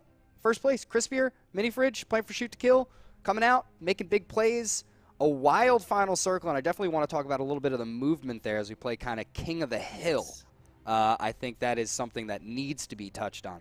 Dave, I'm going to let you grab first word here on the desk, though. Take it away, my friend. I mean, it's just a simple one. I know Toffee's got a lot to cover with those rotations, but I want to say Shoot to Kill. I mean, you guys can, cut me off if I'm wrong, but Shoot to Kill's victory there, or at least path to the victory, started, at least in my opinion, with that squad wipe on Optic, because that just secured them that northern zone. And all the other squads were out there in the east at that point. And then we saw Slime Squad Render in a heated exchange. Ooh, look at this replay. All right, so here we go. So we got Shoot to Kill in the zone, but they got that 2-2 split going on. Uncivils putting in the work. He only has 2 kills right here, but he landed some sweet grenades. And I was actually surprised. Baja Waka not seeing him. And I believe Hypok also kind of just overlooking him. I mean, talk about snake in the grass, yeah, right there. See, he had an idea where he was, but then taken down almost immediately. But the fight is not over, as Mini Fridge Jr. did save the day there. Oh, whoa, okay, let's go, Toppies. What's up? Okay, let me, I want to break this down because this was freaking beautiful start to finish, all right? First off, if it's at all possible to replay the mini-map section of what we just saw, I want to point out why that entire thing worked. Because initially, Uncivils, if it pops up, if not, I'll explain. Uncivils was at that shack all by himself, right? They were talking about sort of seeing the off angles, watching the teams. And then before the push happened, he swaps with Mini Fridge. Mini Fridge goes down there, takes over vision for calls, and releases the better shooter. This is something that we see a lot of top teams have started to do a little bit. So he holds that position. He's got a better range shot, pushes Uncivil into the 3-on-4, I think it was, against Optic. Yep. Once the fight starts and he no longer can call, he jumps in the car and comes up for the flank play. So now he's in the off angle, gives them an incredible position, and he's able to sort of finish everyone off and get the res on Chris Beer, so they now have 2 people in the circle to continue the fight. So that swap was amazing in terms of giving them the win. And then they go into all kinds of crazy stuff, right? Yeah, after that, for sure. Mini risked, Mr. Blown Apart was the last hold, I think, from Render. He had a side position. Mini risked death from him to secure 3 kills, I believe it was, on downed opponents who were in a fight with each other. So he basically came out, stole those kills, and snuck back down, willing to risk it. And then to finish the game, the 2 of them left the circle to flank around to where Render was, because they knew that their opponents, Slime Squad, were going to have to push off angle and do a split to find them. So they basically left. Here's where he is. He's sneak killing this. So he jumps up here, steals the kills, and it just totally works them over, exposing himself to Blown Apart, but it's worth the risk for the 3 kills. Then they slide off. They totally move out of the circle to get the first kill on Slime Squad and make it a 2v1. It was just a really genius usage of this entire space. I 100% agree, and I want to also touch on, I want to get your opinions, guys. Slime Squad in this situation splits. 1 player either side. We see Carbon here all alone. Is this a mistake that they're making here? Is this something that they should have both stayed and kept moving west around into the circle together? In my humble Toffee's opinion, they didn't have another option here. The way that landscape was set up, with this hill that they're lying on being in the circle, they had to send a off-position flanker out to investigate and leave 1 person behind to sort of try to take shots if he pushed them around. Because the idea is, first player comes around the hill, the other 2 players flex to avoid him and puts them in the firing range for the second player, right? That's what they're going to try to do. Right. Chris Beer and his boys knew that. So they, instead of staying and letting that happen, made a really wild flank outside the white to get into that position to kill the lone sniper and then push back in on the guy they knew was coming. It was just, I don't know if they were thinking that far ahead, but it came through and just worked brilliantly. Yeah, Slime Squad with 11 kills there. And honestly, they're having quite the night, as they did have 1 game where they came in 3rd place and now the 2nd place in this game. So Slime Squad definitely going out here with a bang tonight for sure. And just to kind of tack on to Toffee's point, we know how many players are alive. We know how many squads are alive. They're just fishing for that information. They don't know if they're against 2 solos. They just don't know. And late game like this, especially with the hills, there could be a snake that could pop up and get you in the back. So, I definitely agree with their play. Yeah, we always see it. We always see it almost all the time. So, I agree with their play. I'm not sure I love the split. I see the reasoning for it, and I see how it can work. But I think once that circle popped, location went west. It's one of those things like, let's push up together, hold the right side, hold the center of the circle as much as you can. I'm going to look around the edge as we push up. At least that way you can trade out, because, I'm not 100% confident what the right play is. I just think that one I would have been more comfortable with, because unfortunately, if you get in a situation like Carbon did where you run up on 2 players, there's nothing you can do. Even if you get it down there, it's very likely that you're getting traded out unless you pull off a great 1v2 situation, and I think that you're possibly cutting yourself short. So it's kind of it's one of those things. I think the best case scenario. He had a sniper out at the end, right? I don't know. I don't think they wanted to try to force a 1v1 essentially in that situation, because the problem with the 2-man push is you're dealing with jump peaks, right? They're uphill, so they're just doing jump peaks. It's hard to take them out. The second that they ID your double man push, they turn in. They do a custom red zone, right? They throw out 6 grenades all in that direction, and you're probably going to lose one, and it's a 2v1 either way. So I think that Slime Squad could have done either. I don't judge them for the one they chose, and I think that the other one could have worked as well. They were in a very tough position to deal with, and that position was largely the fact that Shoot to Kill made sure that they fought, maintained, and controlled that one of the most powerful defilades in this part of the map that doesn't get talked about a lot, and they locked themselves in there. Yeah, lock it down. A volcano is what I've heard it called. I don't know the competitive terminology that is most widely used. We'll let you have it. We'll let you Some have people it. call Volcano. it This is a volcano. volcano. Well, hey, it's a hill with a dip in the top. I mean, what do you want from me? Yeah, it's lava. But I do have to say that it was it's a nice ending, those King of the Hill ones, because it's kind of when all players are coming uphill, or most players are coming uphill, there's a lack of information. There's just no way to get information of what's going on the other side. Optic and Shoot to Kill are in a big fight. There's another fight on the east. They don't know what's happening. They don't know the positions of these players. And it's one of those things where you don't know until you peek over. And that's why Mini Fridge peeking over there and getting all those shots out, stealing those kills. Not only is he stealing kills, but he's like, okay, this is clear, this is clear. Someone was shooting from over here. Someone was shooting from over there. He knows. And that's why they were eyeballing where Carbon was. That's why Crispier was holding that side, because they got that information. They're like, they're down there. And we know there's players down there. And they got it early on in that shack hold because they knew where Render was, and they knew where Slime Squad was, and they knew where Optic was. And they said, okay, 2 teams there, they're going to have to fight each other. Let's take our chance to drill Optic. And I respect that they were willing to take the risk of going out in 5th, I think it would have been, instead of sort of like, let them push us and maybe we'll get 3rd. Like they went for it. I'm going to say Mini Fridge definitely did the raise bait, though. He wasn't going to get the raise off. He went for the bait. I mean, that's what I saw. Oh, here it is right here. He's actually, that total bait. That was a great spray down. That was sacrificing that was Adam. Getting the 2 kills off of that as well. Amazing. Yeah, that was a great turn by Mini there. That was actually pretty insane. And I mean, that's a great turn against 2 insane players in Hypoc and Roar. Coming off a lot of damage to both of them. I don't know. I'm doubting that they both had helmets and vests, but gets the one knock and immediately rips it to the left and then gets another. Yeah. So no, the H boys are like the Bash Brother equivalent of PUBG, right? For team ups, like they are a really good 1-2 punch, and the fact that he got them and then was able to res Crispier was actually brilliant. So that was just beautiful.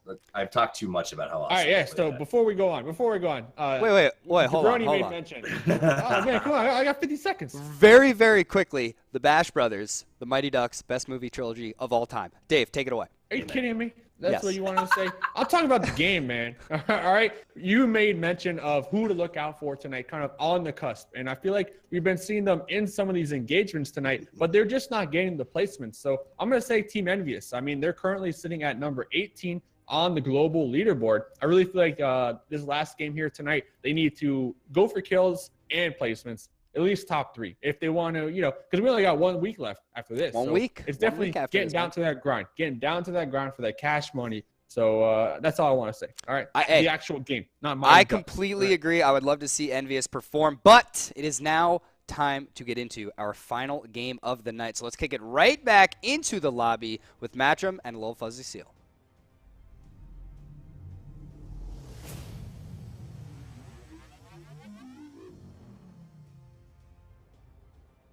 Oh man, it's games like last game that really remind me of why I love PUBG esports. But we still got 1 more going for you guys, ladies and gentlemen. Matchroom. It looks like it is for 3 games in a row a very, very, very mean flight plan. You say that you love this game, Seal, but I know that right now all these players are looking at another canal plane and going, oh, trying to figure it out. This time we are seeing one group that is doing a hard push down towards military. We keep seeing these very awkward plane paths where everybody just has to drop out, do their hard push. Remember, nobody likes to nose drive, so everybody's going to be on top of each other. You can see that the line is coming out, and look how clean it is. It almost just follows parallel to the plane path as everybody's just doing that stretch for as far as they can go. Oddly enough, nobody's going Primorsk this time. I guess nobody really liked having to fight over Primorsk at the beginning of the game. Oh yeah, I mean, I think Optic was one of the teams that went there. I don't think anyone enjoyed that. We do have Godonymous and the rest of the guys on Grunto Esports. They're dropping in a pretty close location, so I hope that someone was able to identify that place was in fact empty, because Primorsk, in this humble caster's opinion, is marginally better than the loot you can find at Quarry.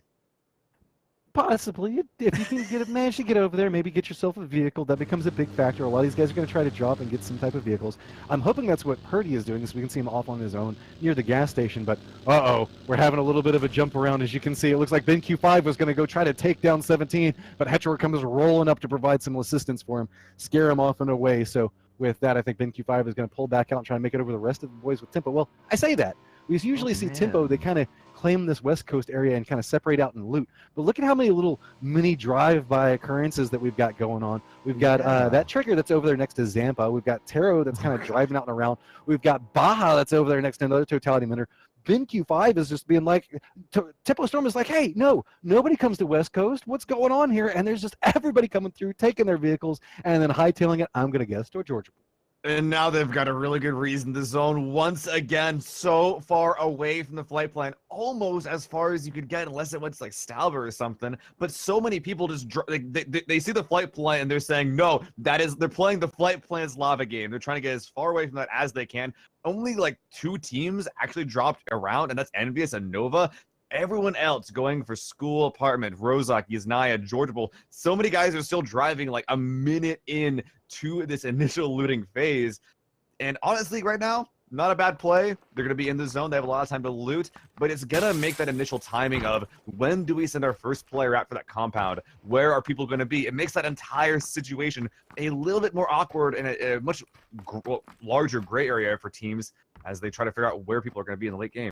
Well, one squad that doesn't have to worry about that is our last round winner. That's going to be Shoot to Kill. But we do have a little bit of a skirmish that looks like it's breaking out here, right in a very interesting spot. You can see that finally Zampa and that Trigger looks like they've come into contact with each other, exchanging a couple of blows there, now circling around, trying to gather. Keep in mind, neither one of these guys knew exactly how many people are around. That's how come they're both pulling back like, okay, how many people are here? Shots are coming out from multiple areas here. You can see that finally, you can see Zampa does know exactly where Trigger's at. That's a lot of damage coming on a Trigger. He's just trying to make it over there, getting over next to the wall.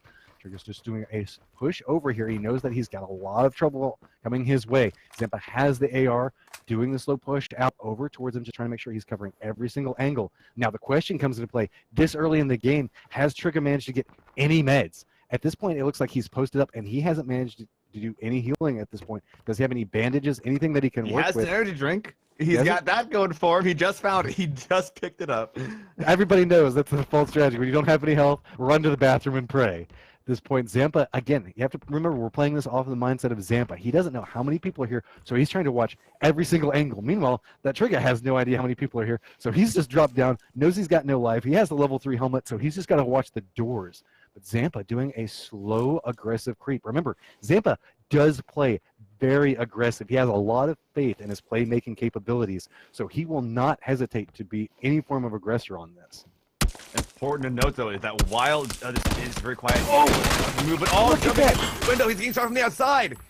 Bullets start coming out, forcing Zampa away because he was so caught up in that. Your boy Dre off on the side of this, also providing a level of support, though, so that Trigger does manage to retreat back. You can see slowly ticking up some health, but your boy Dre, I think he's going to pull out and away from this as Zampa, rest in peace. You were going for it, tried to hit the jump shot, but we're getting shot from the outside. Oh, that's crazy. Both teams actually had support coming from the same time. We see your boy Dre on the west, but a teammate of that Trigger actually came at the exact same time from the south side, and it looks like because Zampa was outside the building, he got the short end of the stick on that engagement.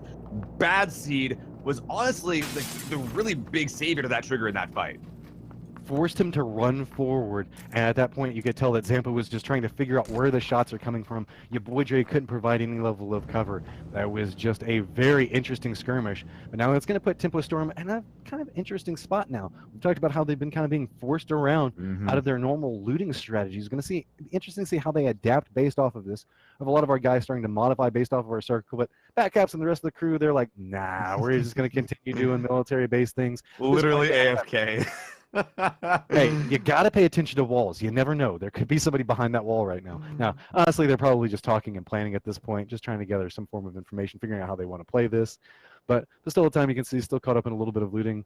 Taking a little bit of damage there. I'm kind of curious if that was jumping off of something or. Yeah, there's a lot of little ways to take damage in military base, especially with the parachute. A lot of little ways to take damage here and there. But they do have the longest way to go in the entire game. Nova even hitting mental power. They have a lot of car spawns to themselves, but God Squad, they do have some cars to their north. They have a long way to go in the zone. Hold up, let's pan this back for just a second. Go back to the map. Do we see Mr. Blown Apart all the way over there in Lippo by himself? Oh yeah, he's got all of Lippo. He's just kind of hanging out over there, doing whatever. He's just doing whatever he wants to do at this point, just kind of looting it up in no specific rush. Willing to bet that he probably has himself a vehicle. The rest of his squad is all the way over at the PUBG split. Of course. How could I have missed that? I mean, if you want loot, I guess that's the way to do it. Just separate off and get control over half of the map there.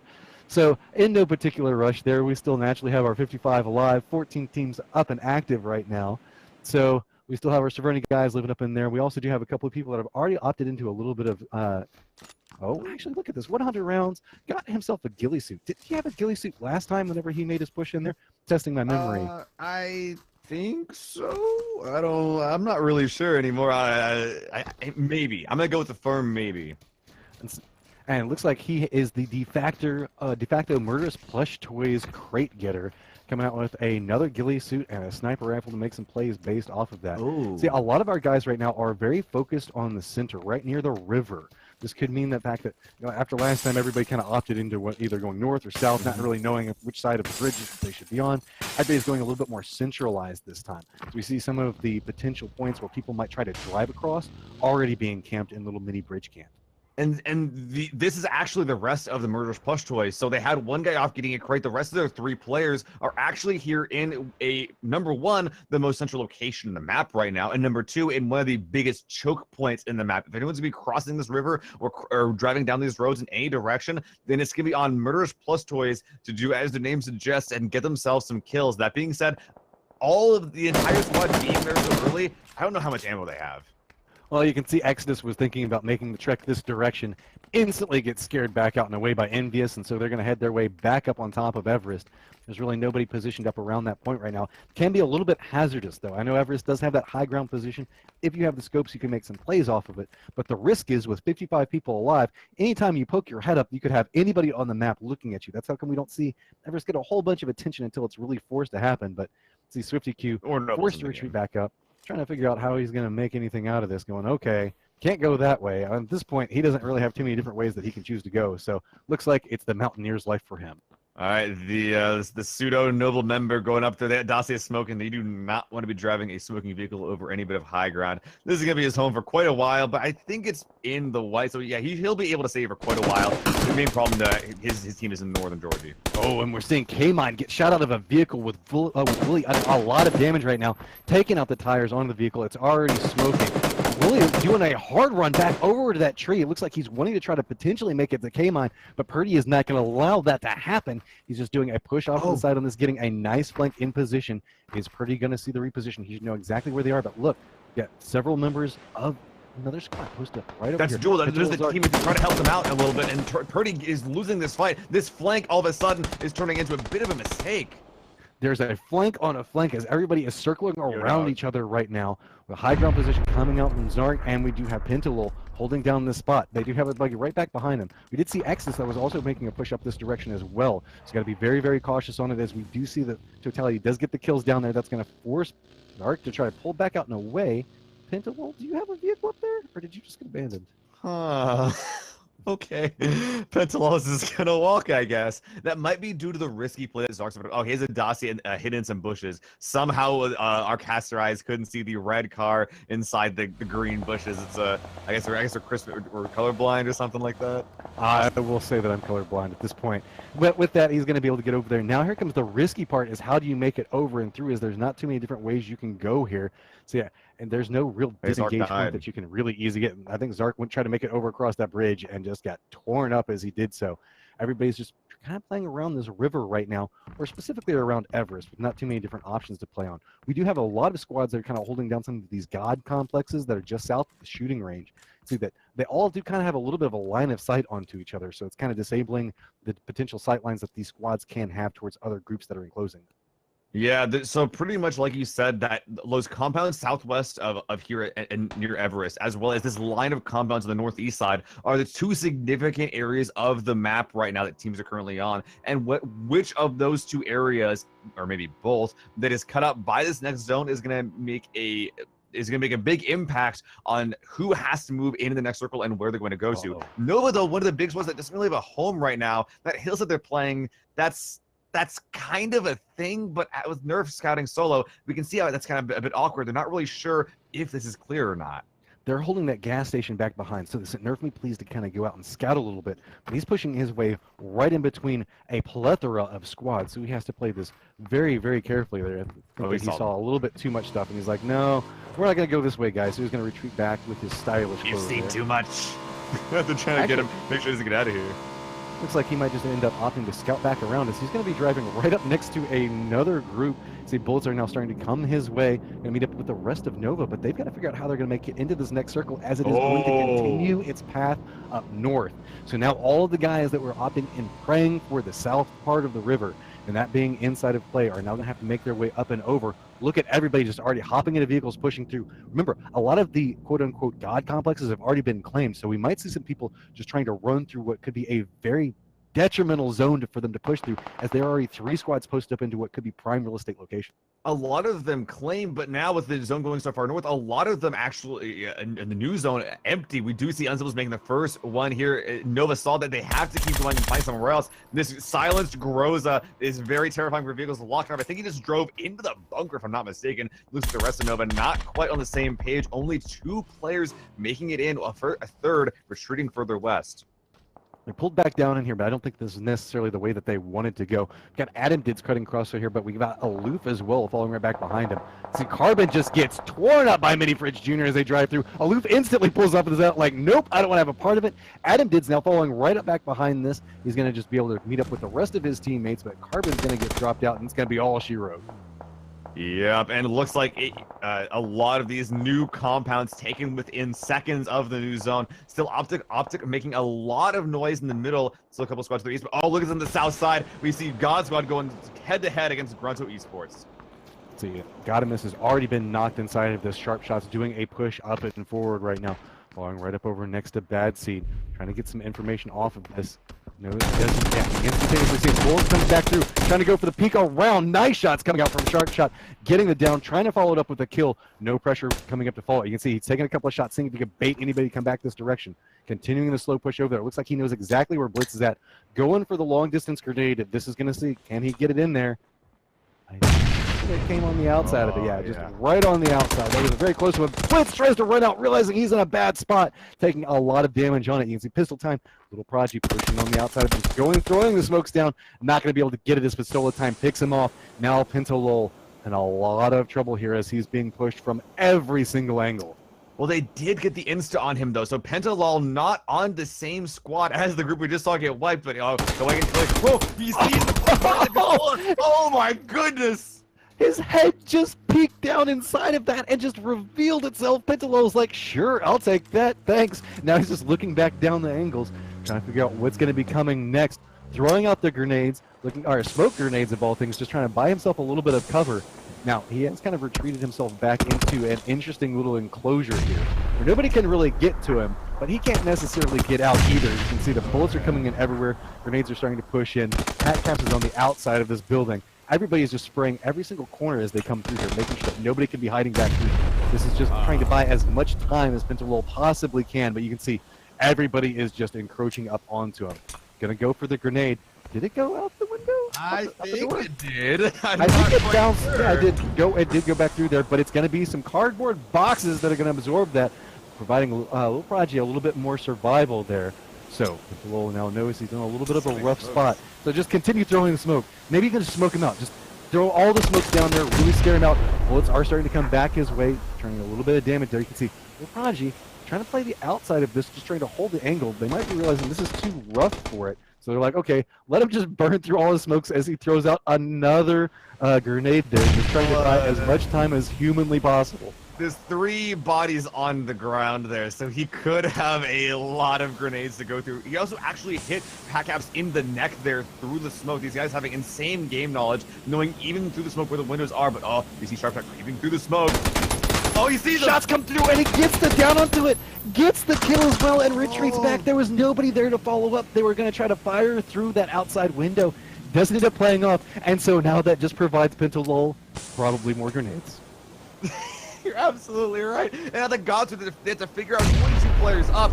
Is this guy even worth it? Do we keep throwing bodies at this, or do we just get out of here? How many frags does he have? Is vengeance worth it at this point? Pentalol is just doing his damnedest to stay alive here. He is just providing so much trouble for everybody to come in onto this.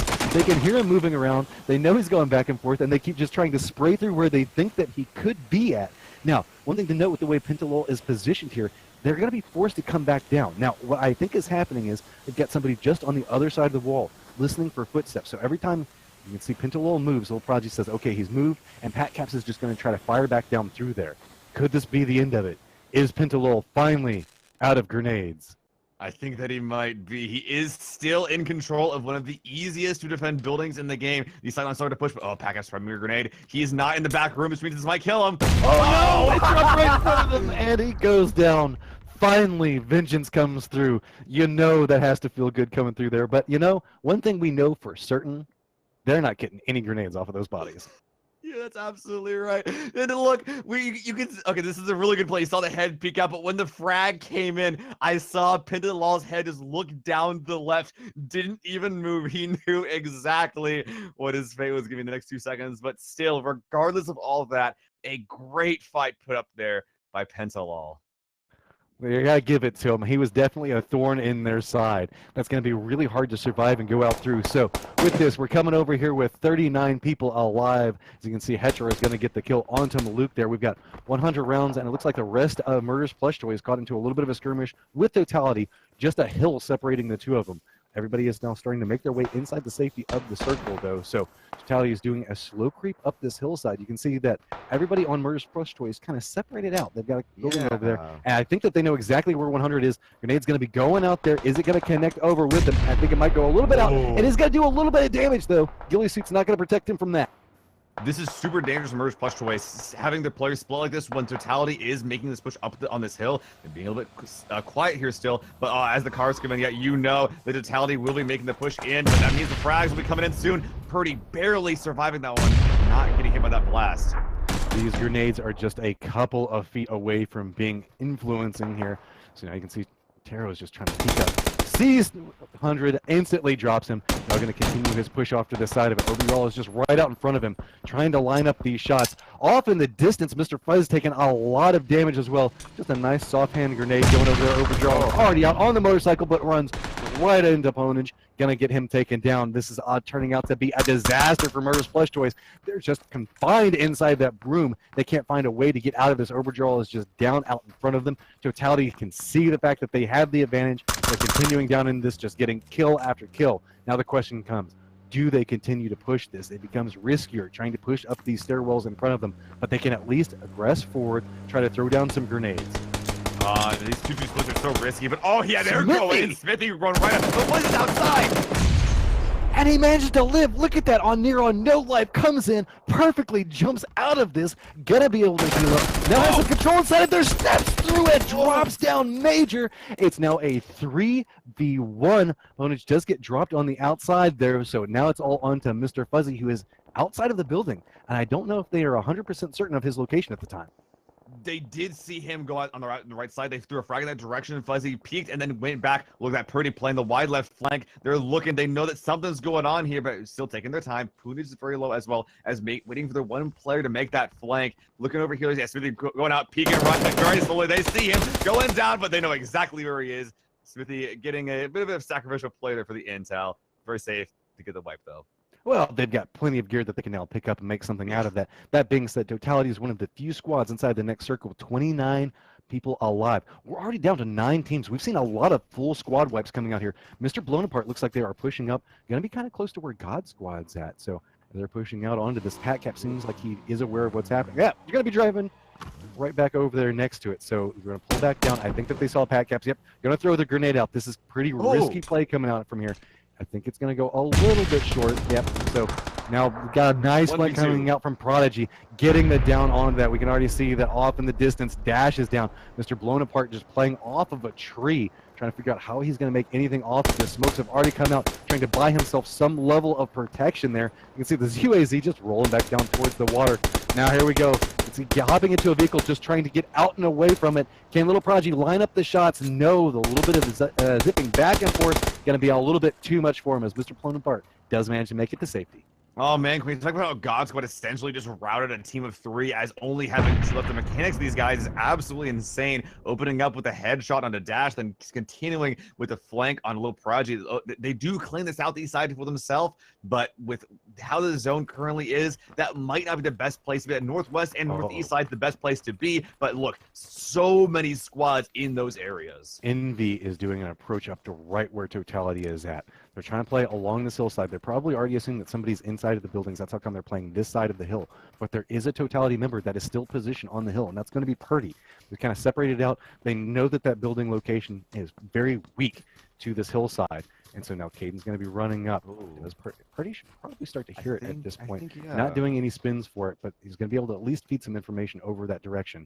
See, Purdy is just trying to keep his ears out. Oh, he's figuring out exactly where to come through. And does have that ghillie suit that was delivered to him earlier. Yeah, and looking over here with the zone crashing, moving in how it is, this hill is not in, so Envious can't move here too slowly. They're going to need to go on the other side of this hill, and once Totality spots the guys on Envious out, that's going to be really rough for them, especially with Purdy there feeding information to his team. There's just a couple of trees and a little dips to play off of there. So see, Envious is trying to gather information. They're like, okay, this is going to be risky to make an approach this way. It looks like they're retreating back around the other side of it. Purdy's still playing right on the other side of the hill, listening out. And yeah, that's going to be a full retreat coming back off from Envious.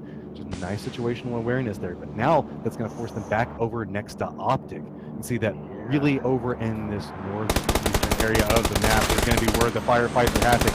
As they're coming here with Mr. Blown Apart, all by his lonesome, picking up a kill there. Just because you're by yourself doesn't mean the fact that you still can't do something with it. So these guys just gotta slowly sneak his way in here. He has so many squads up and around him. He's got to play this so carefully. Oh yeah, but look at that up to the north. Turtle Squad doesn't really have a reason to ditch this compound. They could if they're hungry for blood, but looking over here, MJ has got 1v1 ahead of him. Zendrick spotting him out first, though. This is not good for MJ. He's not in the zone yet. Now it's just a matter of how he's opting into play this. You can see back behind him, Landoon also healing up. Knows exactly where Zentrix is, peeks his head up for just a second, pulling back around. Now the blue is onto him. This is going to start the pressure. Does get a little bit of ability to push forward now as Zentrix is down. Trying to run forward, drops down right on the other side of Wismer's Bonaparte is, but he's not going to peek up there. Grenade now coming out, doing a little bit of damage to him.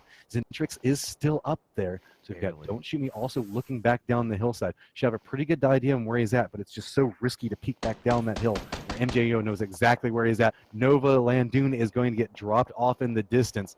They end up getting down, but Locknarv and their teammates look like they are still trying to make it through. They're right on the edge of the next circle. 46 seconds, 24 people alive, and it looks like it's going to be out in the middle of where no one is at.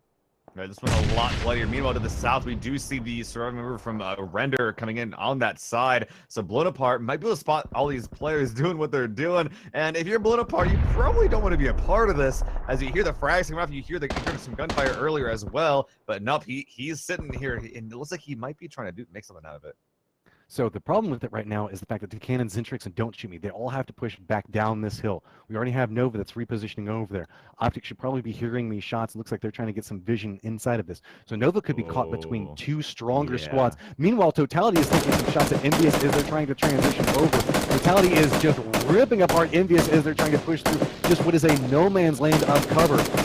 Just look at how much damage they're taking. They got one down on there. Caden's trying to play off of this. You can see playing inside of that tree, just trying to get a couple of shots back over. But he is now inside the blue. He's got to try to run over there, and it's just cover piece from cover piece, but opponent has been dropped as well. So now everybody's just trying to figure out how they're going to play off. This Purdy is way off in the distance, hiding back behind his buggy, and still using his little bit of cover that I guess invisibility that he provides from his ghillie suit there. Caden's still trying to make his way over, but you can see off in the distance, Checkshire has managed to make it inside the circle.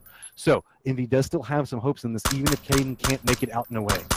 I say, I think that bush is shooting at me. Caden getting down by Purdy, the walking tree. Cheshire, the only one to make it out of that, if I'm not mistaken. There is still one player, but I think Kaisuko as well as the down player. But Cheshire getting spotted out here by Purdy means that totality, they're in the white. They can just sit here and shoot. They're trying to make Envious' life living hell. But look at the kill feed. Optic Bonawaka getting Shack Shooter.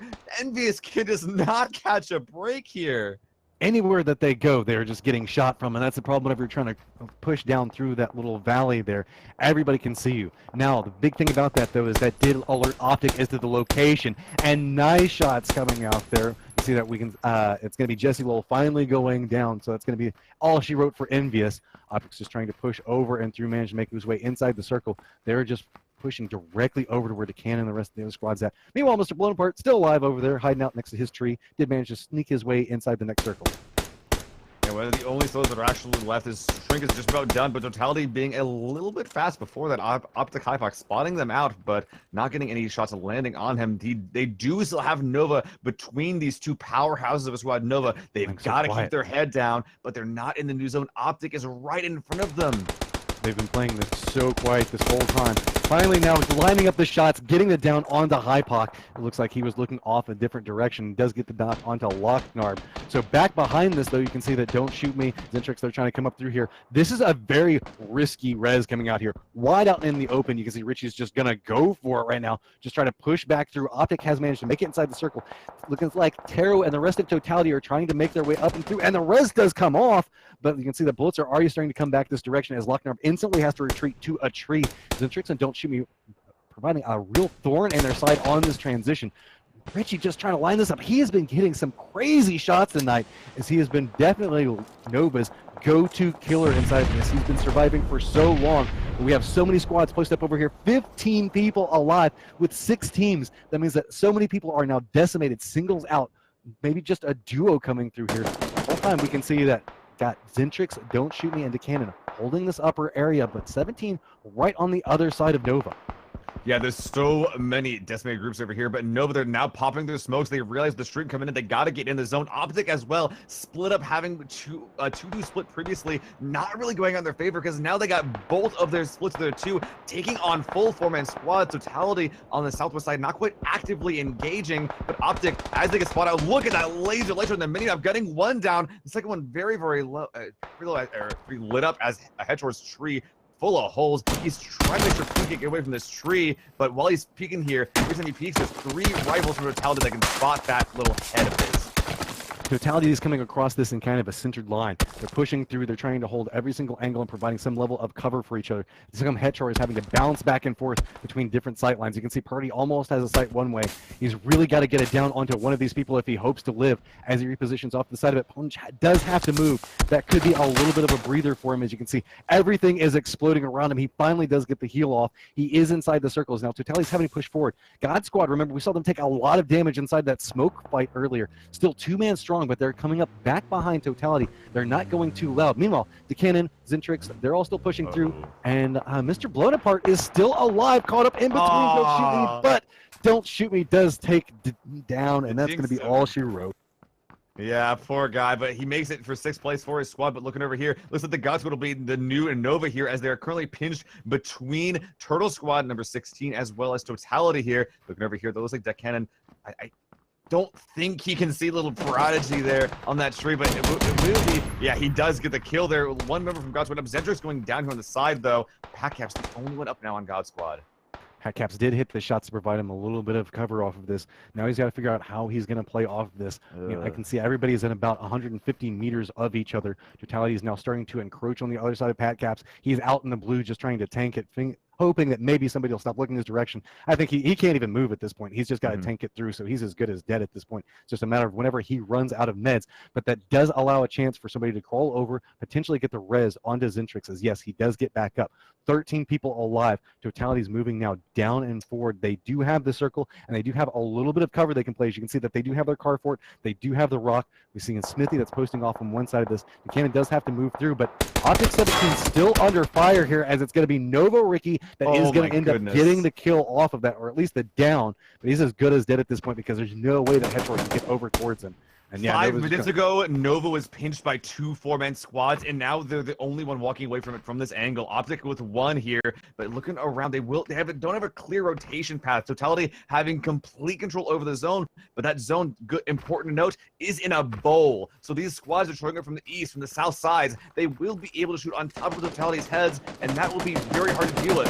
First, they got to clear all these solos. And we do see that Zentrix does get a down onto Smithy there.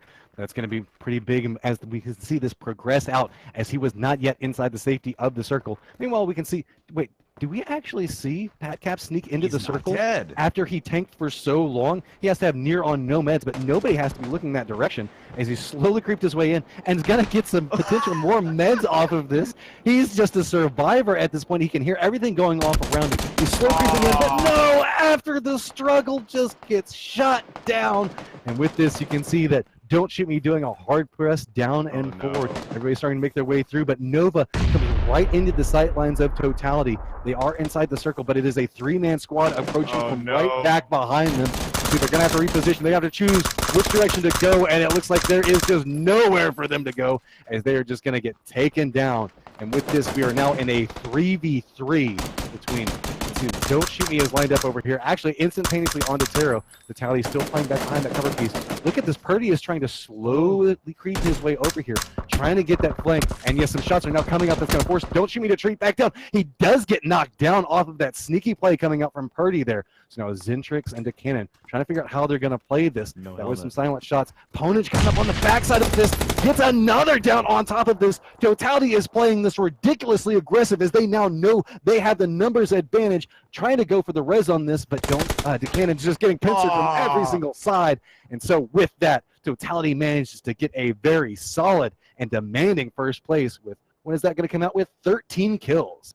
That was so sick to see from Totality. Like you said, playing it super aggro, that pick that Purdy got by playing that prone area is the opening lead that they needed to really sweep that battle into their favor. Follow that up with a flank by Puna, and then you got a very good break for Totality, which is looking a little bit worrisome because they were in the low ground. A good way to take a subpar position into a winning spot here in our last game tonight.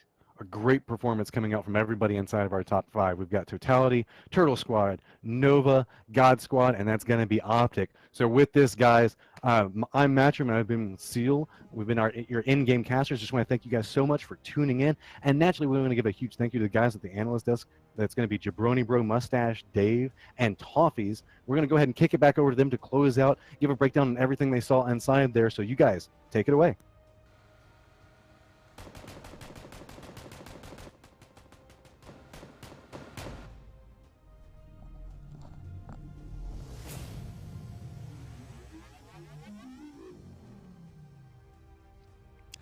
Matchroom Seal, thank you very much. The final game ends, gentlemen, and it is Totality. A little work of art at the end of this game, if you will. Just a little final battle it was beautiful. It was like watching gears move. It was just flawless. Absolutely perfect. Dave? I mean, Totality putting in the work here tonight. They definitely needed this win. 13 kills. First place. Before this game, they were 10th place on the leaderboard. This right here, going to bump them up just ever so slightly. And this is the Totality that I like to see. This is a Totality that I fell in love with very early on. I know they had a recent roster change, but I feel like they got that momentum and they're picking it up. And, I mean, I'm just happy for Totality. Turtle Squad coming in 2nd place with 8 kills. Nova, once again, coming in 3rd place with 8 kills. I mean, Nova, very consistent tonight. But, I mean, I see Toffees over there. What's your take, man? I mean, I'm happy Totality won because I'm a Totality fanboy. If I'm a team that is thinking about fighting against them tomorrow or next week, I would be terrified because they are really good at their execution. It was great to see them finally sort of come through on one of these games. But to me, and I want to say this, Jabroni, the story of the night to me is these teams that were outside of the top 16. You brought them up and said, what do they do? Let me read some of the names of the teams that are outside that top 16. Render, Shoot to Kill, Envious, Nova, Turtle Squad. I mean, these are teams, and we can go as far as like Slime Squad was in the heat a couple of times too. Like, these are teams that are out of the running, and every single one that I named, we were hearing the casters comment on over and over. They were consistently top fives. They were putting in incredible work and making some really good plays. So these guys know 1 week left, and they all showed up, and I thought that that was awesome to see. Yeah, and that's something that is going to be the exciting part when we get to next week. Next week, that's it. We're going to have a leaderboard. It's going to be set up. You're going to look at it, and there's going to be 16 teams. All these teams get 4 more games, and then you're done. Whatever number you're at, you're at. You're done. So these teams taking that opportunity, and it is huge. You know, if you're just below the cusp, you needed tonight. You needed it. And for those teams playing tomorrow that are in the same position, they need that. And it's good to see. And it's good to see teams that were in a good spot playing fairly comfortable as well. I mean, Optic with some great placements tonight. They were sitting at 3rd overall, so they did pretty well. Totality, they were top 10 coming into the night. They're 10th right now. They got a win to end the night, so they should be in a pretty good position. They should be feeling pretty good about themselves. Tempo, not such a great night for Tempo. Tempo, they were 5th overall. Yes, but they were 5th overall. They did well enough that they won't drop below the top 9, if my math is correct.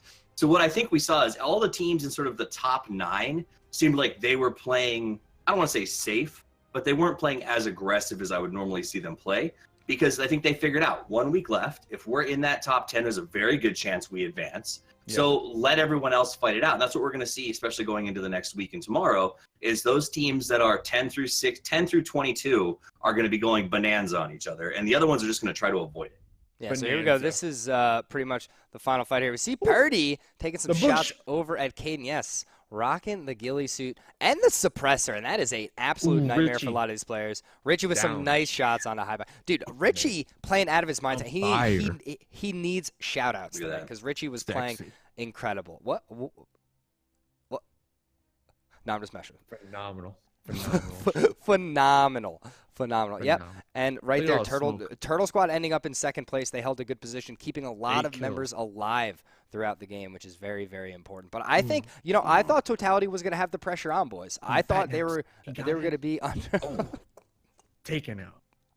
Yeah, they made smart plays. And I don't know if they went in tonight with the idea of, like, let's take the first couple of games a little quieter or more casually. Because this one, they just came out aggressive. Taro was making them go banana, like just hardcore on everybody. Look at this. Don't shoot me with this wonderful flank. The problem is then they get hard flanked by Punij here, who just comes up and completely takes everyone apart. And that, again, was just Totality playing really aggressive this game.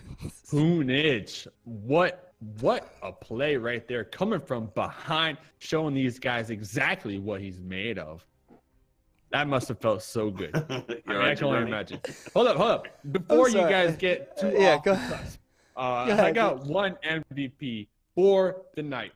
Very beginning of the game, number 4.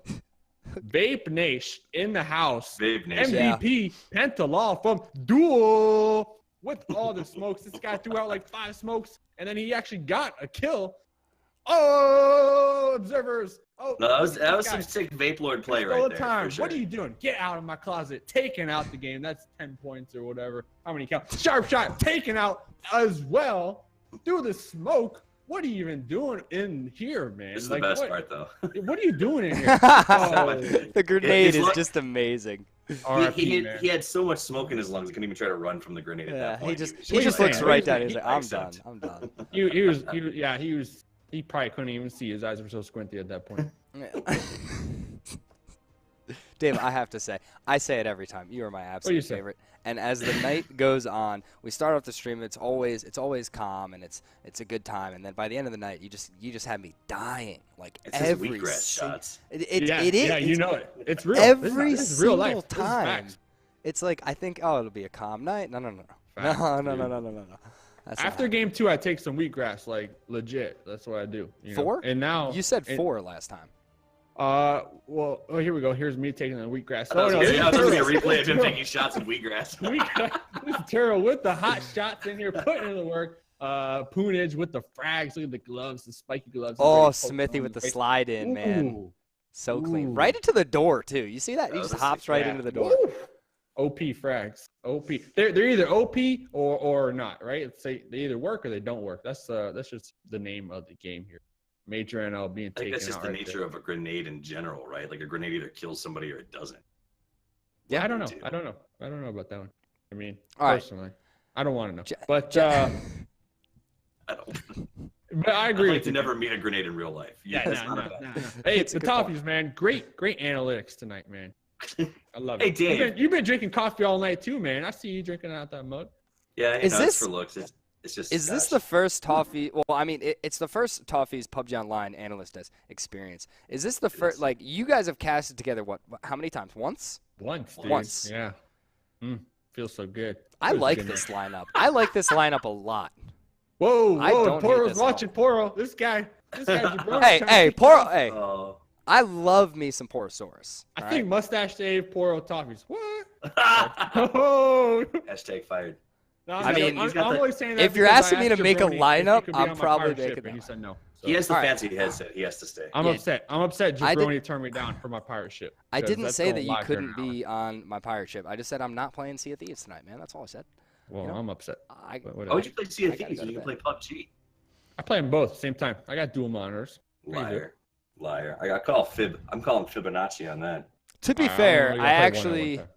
I have been playing another game with somebody that's on one of the EU teams, and he will actually open PUBG on his left monitor and keep playing with us on his right monitor every time he dies. So It the other is game must be amazing. Fortnite then, because it's got to be really easy if you can play PUBG at the Oh, same time. oh, No, the it's shots have been Rust. fired. It's Rust. All right, it is Rust. It Naked is people Rust. running around with sticks. That's That's what Jabroni does. That's what Jabroni does after this. I love it. He's- I love it. I used to play Conan, so that was also naked people. You can actually customize, like, but I'm not gonna go into that. Jabroni, wrap it up. Wrap it up, man. I'm trying, dude. I can't stop you. It's like a snowball going down a hill. Customizations. Oh Yeah, my you can god. customize some parts on Conan. I mean, let me tell you. But Okay. All right. Well, I'm not gonna tell you here.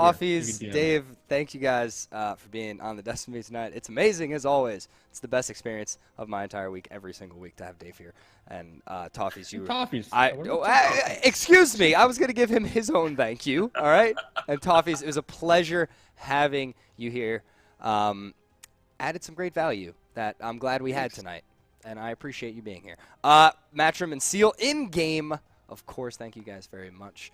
Someone has to bring us the action, and having you two, all the excitement and nerdisms flying across. The Isn't air it fun that is Seal grew up fantastic, man. recently?